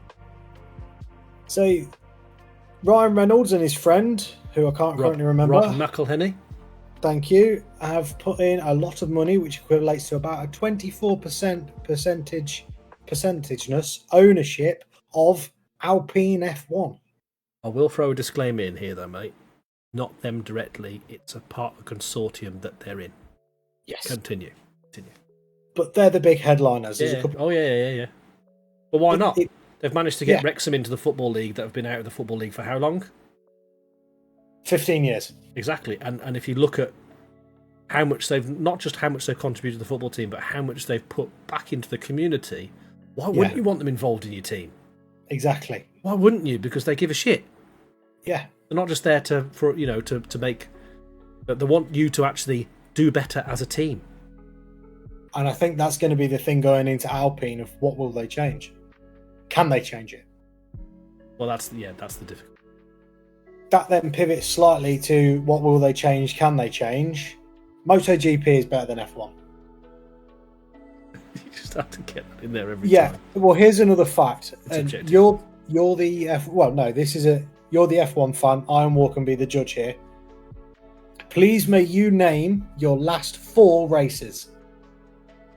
You can use Google. That's fine. That's for what? That's for what? Last 4 races. Last 4 F1 races. Locations. Where were they? I'm trying not to Google it. I've Googled mine to make sure I get mine right. I'm trying not to Google it. I know it's the home of Red Bull this weekend. It's Austria. Yep. And last F1 was the weird one because they're all in Europe apart from the last one, which was Canada. Seasons. No. Seasons, races. Races. So it was Canada, Spain. I have no idea. Yeah. The one before Spain. Testing me now. Do you want me to tell you? If Looney is in Weren't Japan one? No, that's not till September. Yeah. I know that's not till September. Oh yeah, that's what you're about. That's not till September. It rung a bell somewhere. Yeah. Oh, Looney's Cars go. Last Cars 4 races, go, Looney. vroom. Go. So it was Canada. We're talking F1. So it was Canada. Last F1 race was Canada. Before that, it was Spain. We'll include Imola because it was cancelled. You're meant to have a race. Yeah. Imola. You've got Imola. Then there was a race. Then Spain. Then Canada. Okay. So Imola. Then a race. Spain, Canada. So what was before Spain? Yeah. It's a famous one. It's a really famous Monaco. Yes. So you went from Imola to Monaco. Get that? Yeah. To Spain. I get that. Yeah, and then Canada. It's the odd one. To Canada, and then you come all the way back to go to Austria. And they're meant to be carbon neutral. I know. Yeah. Yeah. It doesn't. Past Is 4. that where you use home with you? Yeah. Yeah, the past 4 for the MotoGP. Le Mans back in May. Then we went down to Mugello in Italy. Okay. Then we went to the Saxon Ring, and then we went to the I can't think what they call it. We went to the TT, Assen TT. So in the Netherlands. We then go into the summer break, and when we come out of that, guess where we are? Well, Silverstone. We do 3, 4, I think it's 5 more European races. Then we go to Asia, and we stay in Asia until the end of the season, where we come back and finish in Valencia. And the only reason we come back and finish in Valencia is because roughly by that time, all the bikes that they take are knackered, all the parts are broken, and they're all based over here. So you might as well come back and everyone use one throttle engine for the last race of the year. So is there no MotoGP in the US? Yes, COTA. Just only COTA. But we do that early in the year. Okay. So to start the season, we had Portugal because you nicked Bahrain. Then we went to Argentina, and then we do COTA, and then we come back over and start in Europe. But you're carbon neutral in Europe, much better sport, bollocks. Yeah, well, yeah. Some people played cricket, so that was nice. Still playing. They're still playing. Yeah, they're still playing. Some people are going to wear a condom and then move around France in a big group of them, or also known as the Tour de France. That starts soon. Yeah, I've lost interest in that. Yep. There's a cage match coming out. Apparently, there's some fixtures. We'll get into cage match in a minute. Big hit for me for the fixtures. First game of the season: Leicester versus Coventry at Leicester. Oh, that's the first game out there. Is a litmus test of how well we're going to do this season. Yes, we need to beat Coventry because Coventry almost went up. It does. It does depend on who else you lose, though, over the summer. What do you mean, who else we lose? Madison's now gone, so that's 8 of the starting 11 have already gone. I don't know who else has gone. I've not really been watching it that closely. At the end of the season, you got pretty much the front 8 or front 7 gone because they're all out of contract. So that's the difficulty, isn't it? Drop down. And that's why a lot of teams struggle in the Championship after dropping from the Prem. You lose all your good players. Yep. And that's what's going to happen. I just want to very briefly touch silly monies, NIL deals or nil deals. These are new-ish to college in America because I don't know if you've ever seen college football, college basketball, baseball, anything like that. Nope. But they pull bigger crowds than the pros. They have stadiums that are bigger. They throw serious money at it. Like, it's like our league, our championship, League 1, League 2, all in one. Nebraska, for example, the state of Nebraska has 2 big cities. Mm-hmm. When Nebraska football play and they have a sellout crowd, the stadium is that big. It is actually the 3rd biggest city in the state. Gosh. Yeah, that's how big their stadium is in comparison with the state. They hold the record for the highest attendance to a game, which was 101,000. It was a college game. And everybody who played did not get paid. No money. 0. Nil point. So now, name, image, and likeness deals, or nil deals, are coming into play. And these are big money, stupid money. There's a gymnast who goes to LSU. She's signed a deal, and I think she's getting something like 40 million a year for a whole college career. She's a gymnast. Like, how many times do you see gymnastics on TV outside of the Olympics? Not very. Yeah, and she's going to get 40 big ones a year to do it at college. Plus, she's already on a fully paid scholarship. Yes. So, if you're a student athlete going into a school now, no matter what school you go into, go and get yourself a nil deal, set you up. Don't even need to turn pro. Crazy. Yeah. But you give that 5 years, those numbers are going to come down. Yeah. Oh, yeah. Because that's when you'll start to get people fall off.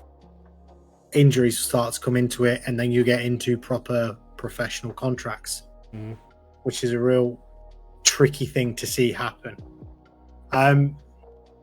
Going back as well, speaking of football, money, prices, everyone's being signed for all these ridiculous fees. If you were to go and buy Haaland after the season he's just had, 5-year deal, you're playing Man City, what, 200, 250 million for him? I'd say 200 easy. How long do you think within our lifetime we will see a £1 billion player?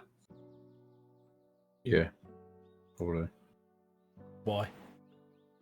Just because money's just stupid. But you think you've got to be 5 times better than Haaland? That's my point. It's, you know, there's a massive jump up from 200 million to £1 billion. But also, that's a massive if increase. I'm better than Haaland, and you're going to spend 200 on Haaland, you're probably going to spend 210, 215 on me, aren't you? I could be twice as good as Haaland. You're not going to double the money. No. I don't, unless inflation goes completely bananas. I don't see that happening in our lifetime. I think that's too big an amount. I think it will happen, but like you say, I don't think it'll happen in our lifetime.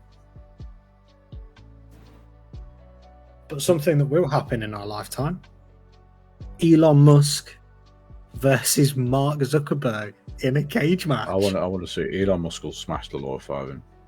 Will he? Autism boy, yeah. I don't think so.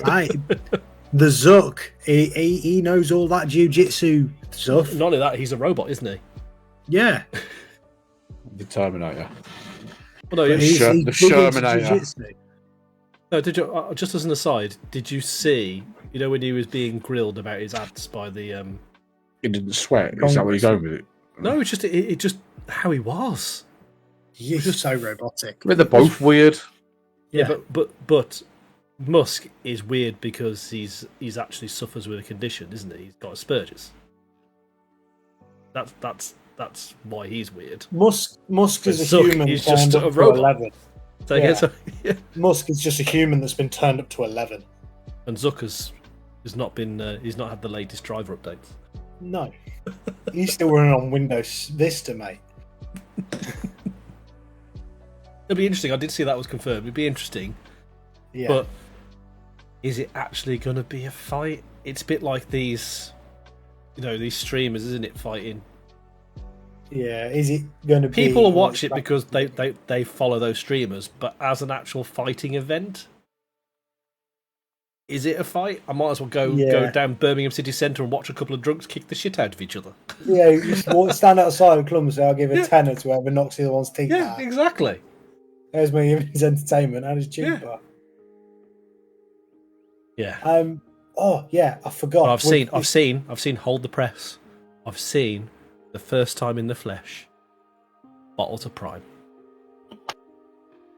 I haven't seen them before. I've seen one, but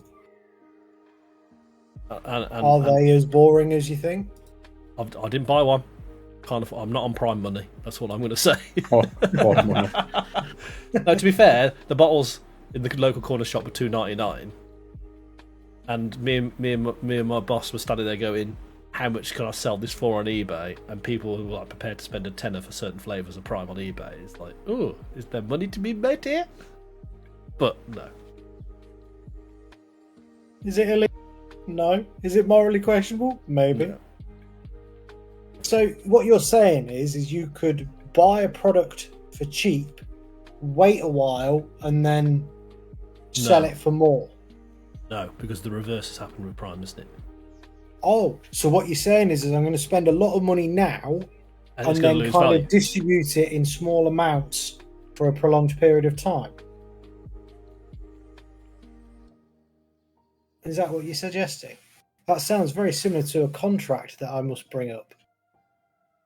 because it's a fascinating one. It is, yeah. I know where you're headed with this. July 1st, in America and in baseball in particular, is known, and I'm going to butcher his name here, as Bobby Bonilla Day.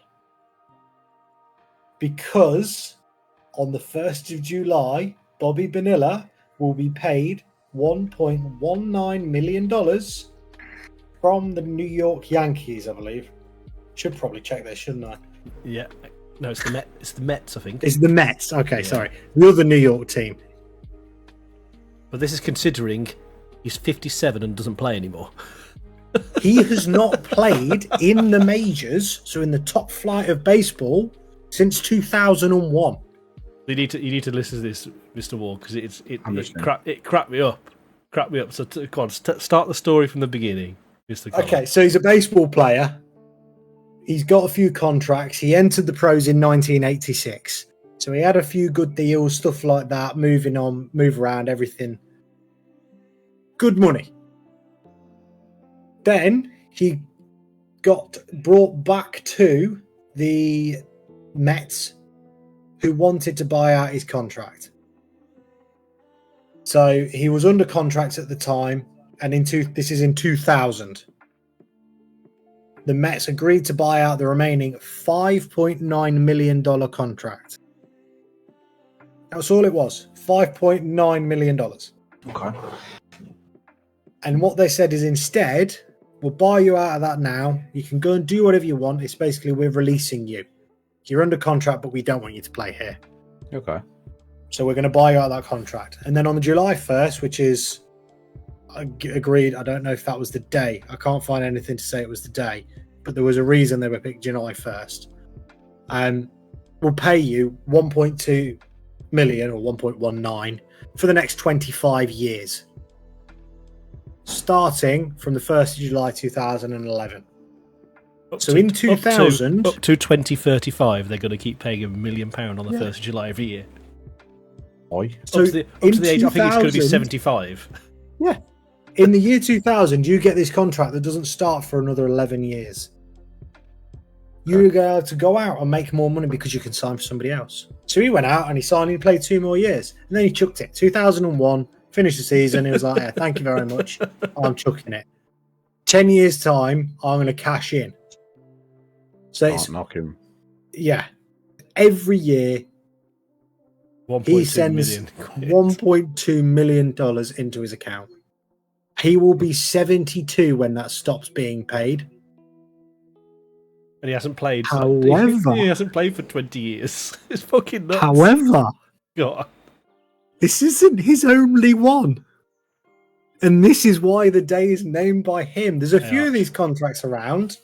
Some of them reduce over time. Some of them are like... His goes up. Retirement.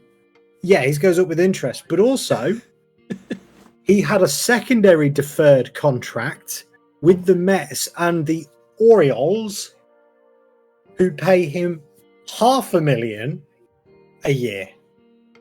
They started in 2004, and they run for 25 years. So again, for the next 5, 6, 7 years, he is getting basically 1.7 million on July 1st. Boom. But the question is, right?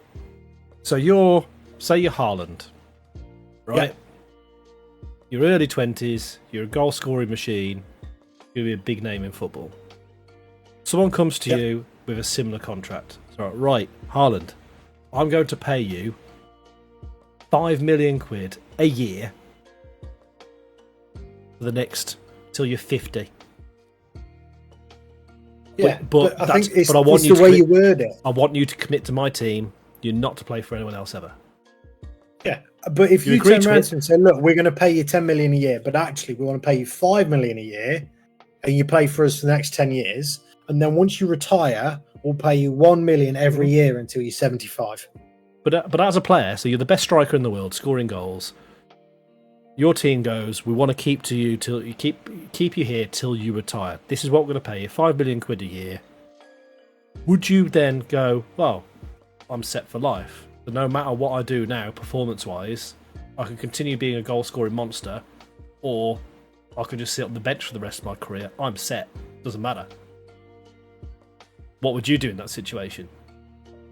Because with football, the better you play, the more you are valued, and the more teams will want you to play for them. But if you're locked in, you can never ever play for any other team. Would you continue trying to be the best, or would you just coast and take it easy? It's like, I'm set for life now.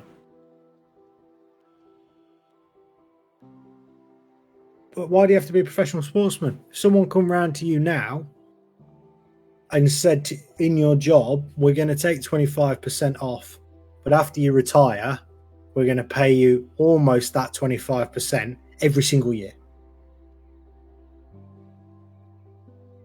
So you retire at 50, say, and we're going to pay you that until you're 80.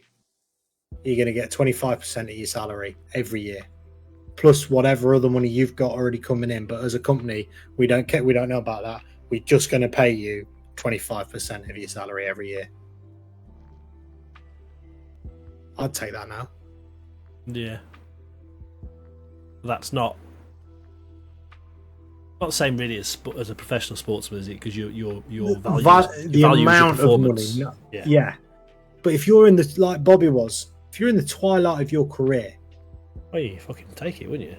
You're taking that every day of the damn week. Damn right. Oh, so on July 1st, I get paid 1.7 million. So yeah, for a bit, then it goes down to 1.2. I've lost 500k. Yeah, I've lost 500k. Oh no! Like everyone says, oh, I could spend that money. After 4 years, can you? Yeah. Challenge accepted. Yeah, because you've done all the stuff. Plus, you're still earning money until that contract kicks in because you're going out and doing other things. It's crazy. A fantastic deal. Awful for the Mets because they're paying him every year. They bought him out of a $5.9 million contract, and they were going to pay them somewhere in the region. You just signed yourself up as a business. You've just signed yourself off to run at a loss, haven't you? That's what's mind-boggling about it. You are basically saying we're going to lose 50 million. Oh well. Yeah. He's only going to play for us for another 3 years. Oh well. Oh, could be worse. Fuck yeah, it doesn't. They're thinking about now. Seeing that we do like talking tech, and we've not really talked much tech yet, boys. Oh yeah. Oh yeah. So you have somebody that's asked you a question, Mr. Kollok. Yeah, we've had a listener write into us. Okay. He wants a new laptop. Okay. He loves Football Manager. Absolutely lives for Football Manager. Mm-hmm. But his current laptop is just old and knackered. So he wants to replace it. All he really wants he wants to be able to use Microsoft Office on it. So like everyone, you can do those things you need to do on there.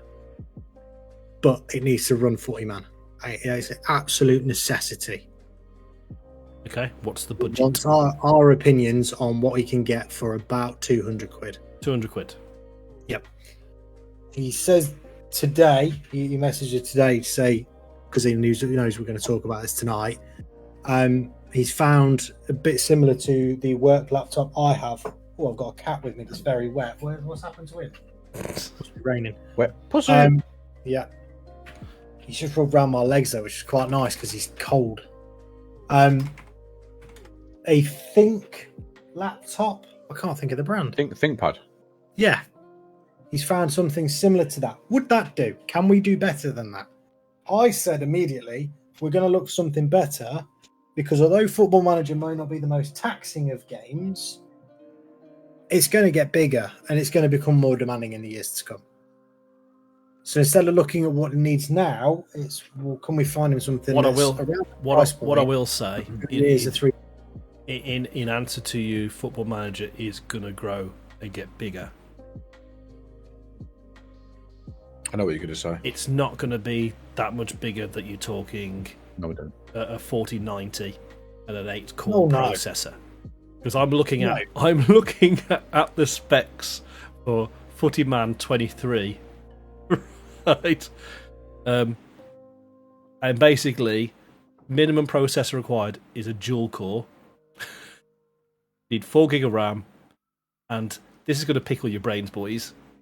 You need either Intel onboard graphics, NVIDIA GeForce 9600M GT. Don't even know what the hell that is. But this is what I call the sports edition because it's the GT. Or, if you're talking Team Red, AMD / this shows the age, ATI, Radeon HD 3650. That's hardware components from the 90s. Yeah. I don't see it jumping up to anything that's going to be really pushing that. So if he's found for 200 quid... Size. Say again, sorry? It's also the size. They are going to be expanding a lot of things in it, and I would expect it to come up a lot more modern. So instead of being stuff that was built in the 90s, I'd expect it to come up to the stuff that was maybe built 10 years ago. Okay. But if you're talking a Lenovo, so I think I've got a Lenovo as my work laptop. Right, so we're talking a Lenovo for 200 quid. Are we able to get them up on the stream? Yeah, just bear with me. Bear with me. No, no! There we are, and Mr. War's cam's gone all shit. Huh. Where are you? Wrong. We're professionals. Yeah, professionals. Whoa. I did change this, but then I moved his camera so I could see what we were talking about. That's the wrong way. Bear with me. This is... There he is. Hello! Yeah, there he is. Hello. Trimmy. Right, there we go. We can see him. And now I'll get to it. So if you can find a Lenovo laptop for 200 quid, it'll probably have, there you go, case in point, an i5 processor in it. Literally about to say that. 8 gig of RAM, 500 gig hard drive. Is that new? It's renewed. It's refurbed. Okay, so he doesn't want a refab. Okay. Because that's what he's got now, and it's not lasted 6 months. Ouch. Okay. Yes, and he sent it back, and they've said no.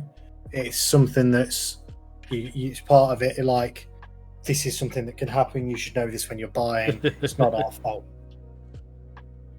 Yes, there's a lot of renewed laptops. I'd stay away. The danger is that you get suckered into the Chromebook. Yeah, he doesn't want that. So yeah, a Chromebook is basically a laptop with a keyboard, a tablet with a keyboard attached to it. Wasting your time, wasting your money. But on Amazon, most of the ones on here are renewed. So we go to Curry's. Those laptops, £100 to £500, and we see what it brings up. Up by, press low to high.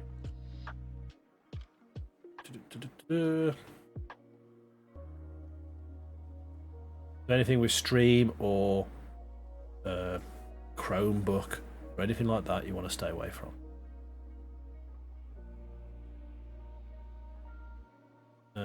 And that's the difficulty. IdeaPad again. It's not a Chromebook.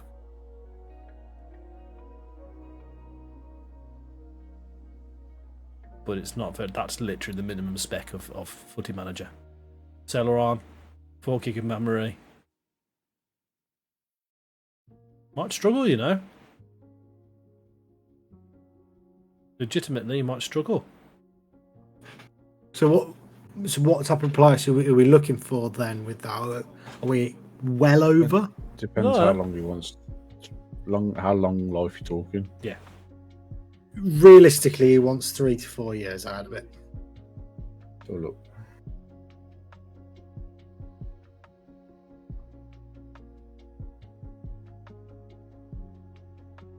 Yeah, it's going to be difficult at that price range. No. That's more like it. You say you don't want refurb. What about a CX special? Second hand, isn't it? That's the thing. It's second hand. I think, from what I can gather as well, this isn't the first one that he's bought that's second hand. And So I think he's and getting I know a bit why you'd fed up be with it. hurt by that. Yeah. Is 200 the max? No, but that's the ballpark I want to be in. If it's a little bit more, it's a little bit more. He'll consider it. He might have to delay a purchase of a month, but he's ready to spend the money on it. All he wants to do is play Football Manager on this. Doesn't do fuck all else with it. Is play Football Manager and then do normal like Microsoft Office type things that we all do. Not saying like our work life, but you might have your finances. You got Word document just to keep some things on there, stuff like that. The most taxing thing it's going to do is run Footy Man. Yeah, it's an interesting question. We're both looking now, aren't we?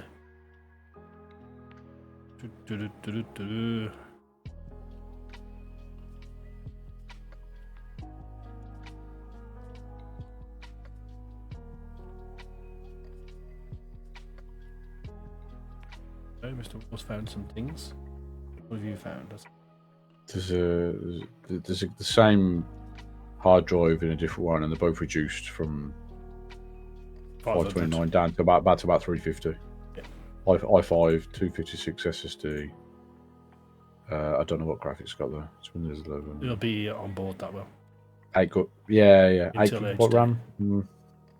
Yeah, minimum requirement for Footy Man is at 4. There you go. But again, 50. it's upgradable. You can upgrade it to a max of 12. It's literally the same ACE, so.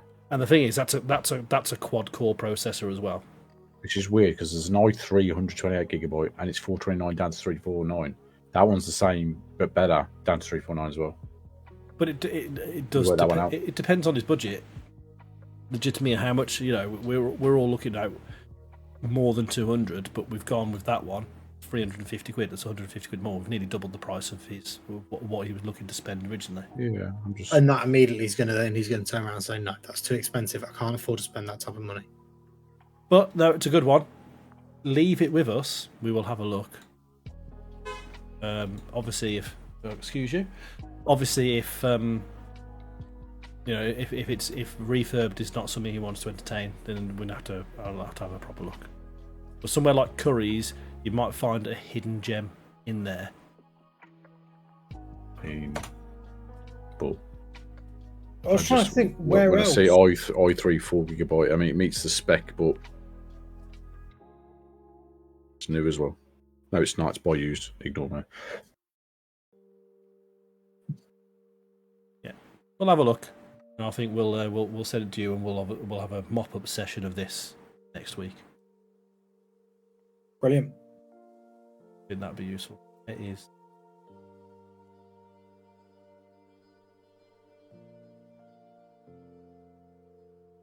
Okay. The last time we spoke, we talked about what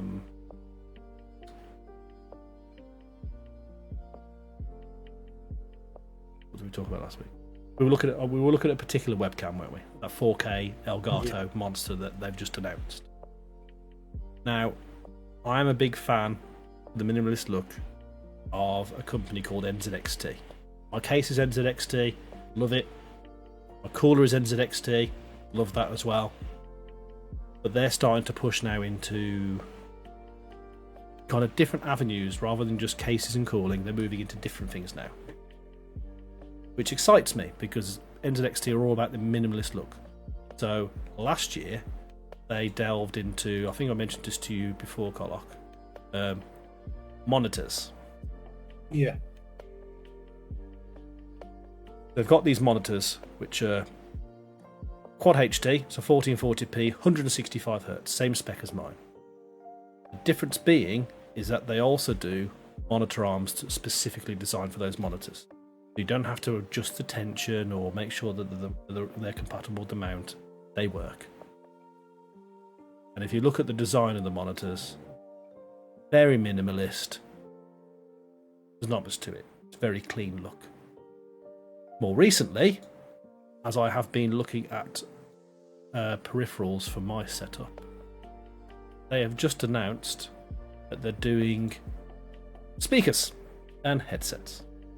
They already do keyboards and mice, But again, speakers, typical NZXT, very minimalistic, not much on it, no RGB.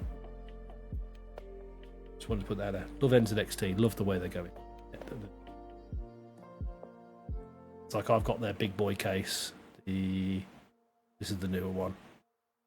I've got the H710. Looney's got the previous one, which is the smaller version of this, which is now the H5, I think. But if I was in the market for a case, I'd go for one of these because they're just very minimal. Wanted to put that out there. Why would I go and spend that much money though on a specific monitor, a monitor arm that's so minimalist? Why is that better to spend the money on them than go out and buy your MSI or something like that? I say that because I'm looking at one. An MSI monitor, and just have an arm that fits it and that I can adjust the tension to make sure it stays there. Why is that one?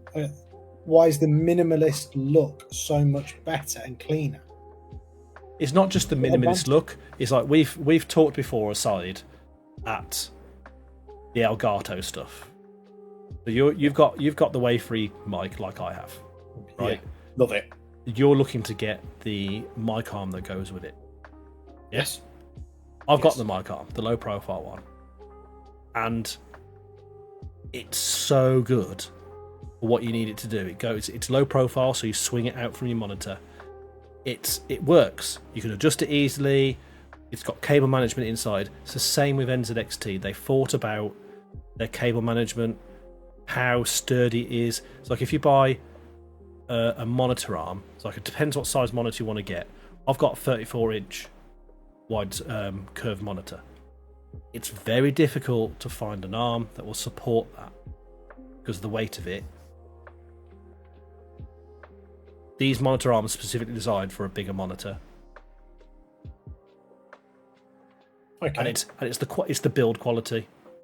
So yeah, if you were to look on Amazon, yeah, you could find yourself a single monitor arm for less than £140, but you're going to struggle to match the build quality of this arm. And they were doing, when they first went with it, they were doing a bundle where you could buy the monitor and the arm in a bundle. See, to me, that makes more sense. Like, if I'm going to buy one, I'm going to buy both. I'd love to have two monitors on a dual arm. I've got two monitors, but it's a bit different having two massive curved monitors on your gaming setup. Yeah, I suppose. True. I suppose it depends on what your aesthetic you want. I've always been, how many times have I said this to you boys? I like to keep the branding all the same, and that's not just because all my peripherals are all still series, because I want one app to control everything rather than have 5 different apps that you deep down are going to slow down your PC as well. It's the same. I do to a point. To a point, I do. It's the same with kind of, your case and things like that. I like NZXT style. Not for everybody. It's like fractal design and that kind of thing. People like a certain case style.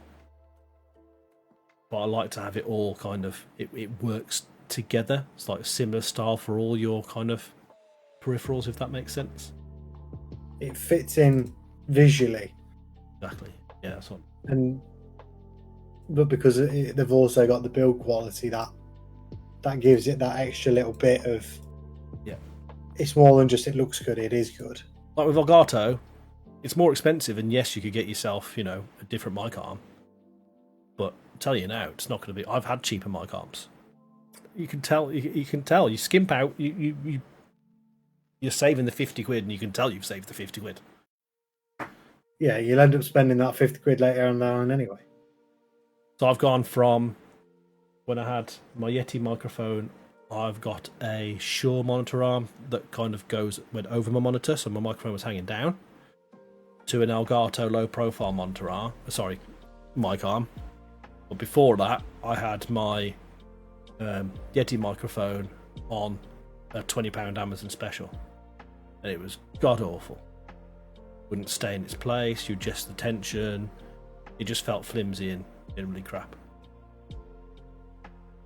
You know, the table, the vibration of the fans on the desk would cause it to slowly come down over time.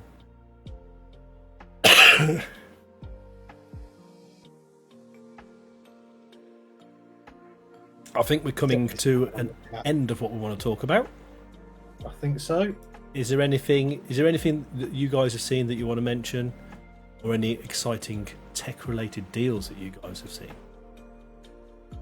Something that really excites me. It's super exciting. Waiting to see. A couple of good deals on a couple of games. It's getting to summertime soon, isn't it? So we'll see them all. I will tell you, Mr. War. 5800X 3D. Yeah, it's down to about 260s, 250s now. Yeah, that's. Yeah, I've seen it, but I still. It'll be twitchy wallet time when it drops to 200 for me.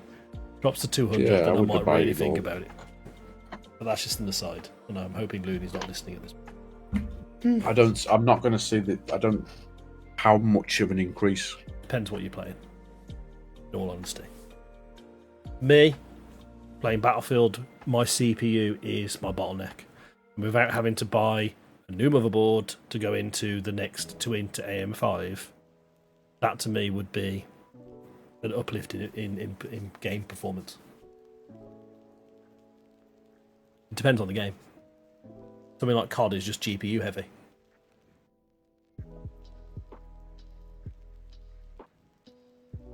Yeah. And then to finish off, how are we, boys? I know we've all talked that work is keeping us busy, and I think it's interesting to me that, especially you and me, Mr. War, we're kind of feeling the same at the moment. And a word I used today when I was discussing how I was feeling with my line manager was the word I used and summed me up at the end of yesterday when I got home. Felt overwhelmed. I'm just kind of like, I'm like, I get bored. Do you think you've reached that point? A little bit. Okay. Where's the up? There is loads, but it's kind of, maybe there's too much choice. I don't know. I think from talking to you and from talking through some of the possibilities of your place of work, I think that might be it. It's you want to move up, but you don't know which path to follow.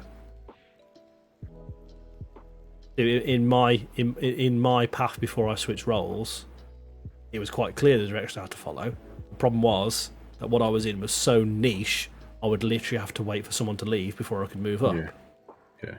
Whereas now, in the role I'm in, it's opened a lot more pathways to me to go into that. I've got a lot to learn yet. What I'm doing.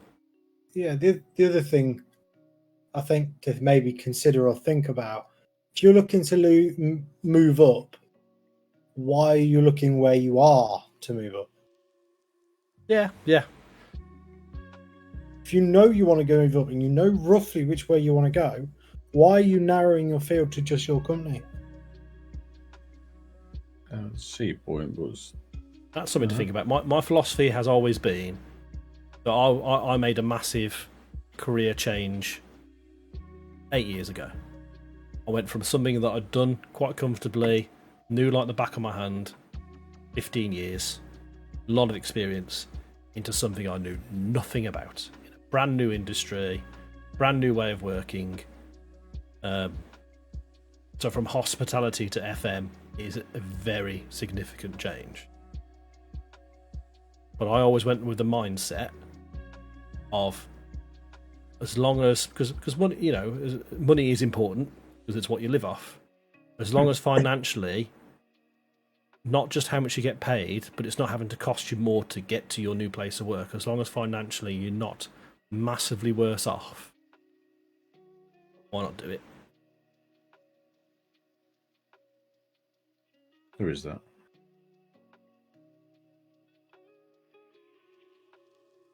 Well, like, I know it's obviously slightly different with what you guys do, but the industry I'm in, we mentioned earlier about Thames Water. Mm-hmm. Obviously, for me, the local one is Severn Trent. The one that works within my networks where I currently operate, I've got about 7. Mm-hmm. I could go to any one of them and do my job. Or I could get a promotion at one of those companies to do my current boss's job there, Mm-hmm. and probably get paid the same wage. And depending on how they work and everything like that, I could come in and say, well, this is how we did it at a company that's slightly more important than you. And input that. And you can then change an industry because of what you know. I know in the health industry, it's a little bit different, or at least the construct that I see from being completely external to it. But if you're doing something which is a very easily transferable skill set, why not look at an external company that might pay you? How they might pay you the extra 10% just to come to them. Mm-hmm. It might be the same job, but it'll be 10% increase in pay. And if, like you said, Loz, if you're not actually losing out on any money, I can't see how that could be a bad idea. And it's going to lose. It's it's going to lead to further opportunities. So when I transitioned, I went from middle management to starting at the bottom of the ladder again. What was mad for that is that I wasn't financially worse off. It was the same. I had a lot more. I had a lot more seniority in my old role.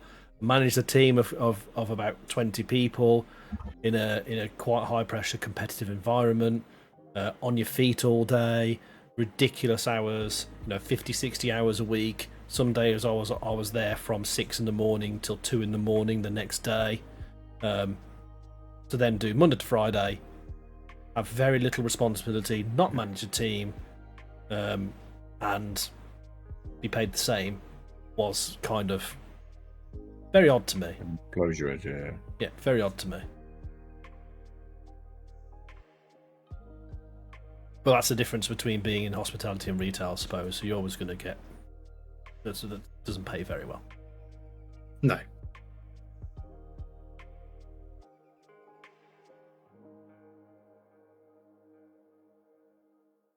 No, I will. Just as a closing remark, I will just always.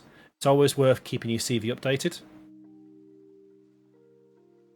It's always worth keeping your eyes open for other opportunities.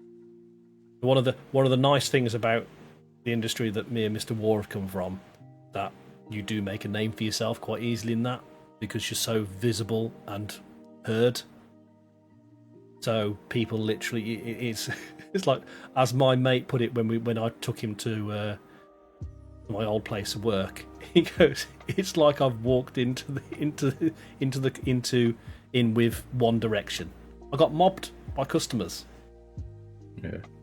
Like wherever you go, I can hear, if I go to where I used to work prior to that, I can hear people still going, oh, it's him, such and such. The Messiah's returned. A king has returned. Yeah. But that's obviously that's how that industry works. That's how you get around. Is you make a name for yourself, and obviously actions and how you are as a personality. If you become like a mini celebrity. It's like one of my oldest friends. People would bite his arm off. If he was to knock on someone's door and go, I quite fancy working here, they'd bite his arm off because he brings a wow factor. And about SP? Of course. Just the fact I knew. Yeah. I poached him. So we both, me, him, and Mr. War all worked at the same unit. I moved to a different company. My first task was set by my line manager. Do you think you can get him here? I went and had a chat with him. I said, listen, just come in for a chat. I'm here. You know how I work. we'd smash it here. We'd do really well, make a good name for ourselves, hit some good targets, have a good laugh. And to get him there, I knew they'd have to pay him more money, which is a weird kind of situation to be in because I was technically his boss, but he was on more money than me. I didn't care because it's like similar to what we're talking about with football. They didn't have him. He was mine. And he's literally worth his weight in gold. Yeah, don't missell your worth. You've got good, always think that you've got good transferable skills. We're now in an industry where it's quite easy to step across to do your job in another business.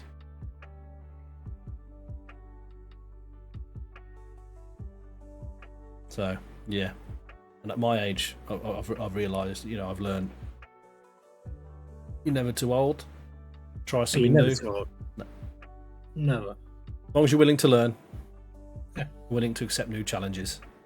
And I've always said that when I was recruiting or looking to promote people, Mr. War will tell you this. And my line was always, I can teach anyone to do that job, but they've got to have the right mentality to learn. Yeah. Oh, absolutely. If you're willing to learn, it's easy as anything. But if you don't want to learn, it's the hardest job in the world. There's no point. And without sounding too cliche, I always believe in people will always act more responsible if you give them more responsibility. It's like that. It's the Spider-Man line, isn't it? With great power comes great responsibility. It's that kind of line, but it's true. The thing is, I've got a lot of responsibility. I do not act in a responsible way. It doesn't apply to what is it? It works 100% of the time, 50% of the time. Yeah. 60% of the time it works. Every time. Yeah, that's the line, yeah. You miss 100% of the shots you don't take. Right, so on that note, it's been good talking to you boys. So hopefully same time next week. Yeah. We've had some interesting things to talk about. We've got some homework to do in regards to a laptop that can play Football Manager, but I know me and Mr. War have already started to do some digging. Give us some time, and hopefully next week we'll have some viable links to share.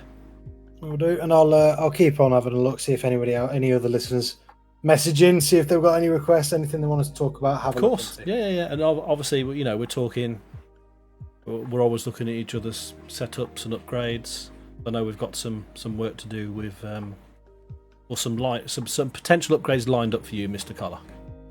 That can be quite exciting. I need to get paid first. I need to stop spending my money on other things. Amen. I know for me, I've got a lot of personal stuff going on. That's birthdays, trips away, weddings. Why do people want to get married? Why do you want to get married? Why do you want to get married on a day where I'm going to have to take holiday to go to it? Yeah. What about?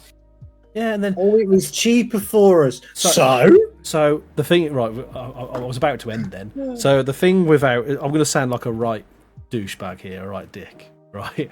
So I've been invited to a friend's wedding. Lovely, nice, good for them. But if you talk about what you've actually got to arrange and pay for as a consequence of that. So I need to buy an outfit, right? I need to buy a wedding present. On top of that, I had to put into his bloody wedding collection at work. Because that's a parting, it's a gift from the company. And then I've got to pay for drinks on the night, and there'll be people there I haven't seen for a long time, so then I end up buying their drinks. Expensive game. And I'm not even the one getting married. What am I getting out of this? Anyway, that's just. I remember you to not invite. You do not invite list. No. I want an invite. Miserable cunt. I want an invite. You can have an invite. But the thing is, I do feel a bit bad because I have literally been winding this lad up because he's been really pushed for getting. Especially he's got like the daytime, which is the actual wedding and the meal, and then he's got a night time, which is a party. And he's been struggling with numbers big time to get people in the day, and even for people for the night. And I keep ribbing him all the time. Like, oh, what are you guys all doing something on the 29th of July? Oh, cheers, lads. Where's my invite? Oh, you're getting married. Oh, that's awkward. You're getting married. That's really awkward. That kind of thing. And I think I pushed it too far because he felt guilty enough to get me and the other half as spaces so we could go. It's like, oh, okay, I need to go now. So now it's turned into, to keep the joke going, what do you mean it's all day? You're going to the day? How come I'm only going to the night? Yeah. But I know he's a little bit autistic, so he does go. He starts to freak out. If I could get you in the night, I would, but there's not enough space. We've had to limit numbers to just close family, but none of them get on. Nothing left. I know it's freaking him out. Like on the day event, he was telling my boss who's going to the day. Well, that's because they're good friends. He was like, I don't want to sit next to this person, and he's like, I kind of have to because I got two like friends from back home, so he'd come from Grimsby, that do not get on at all.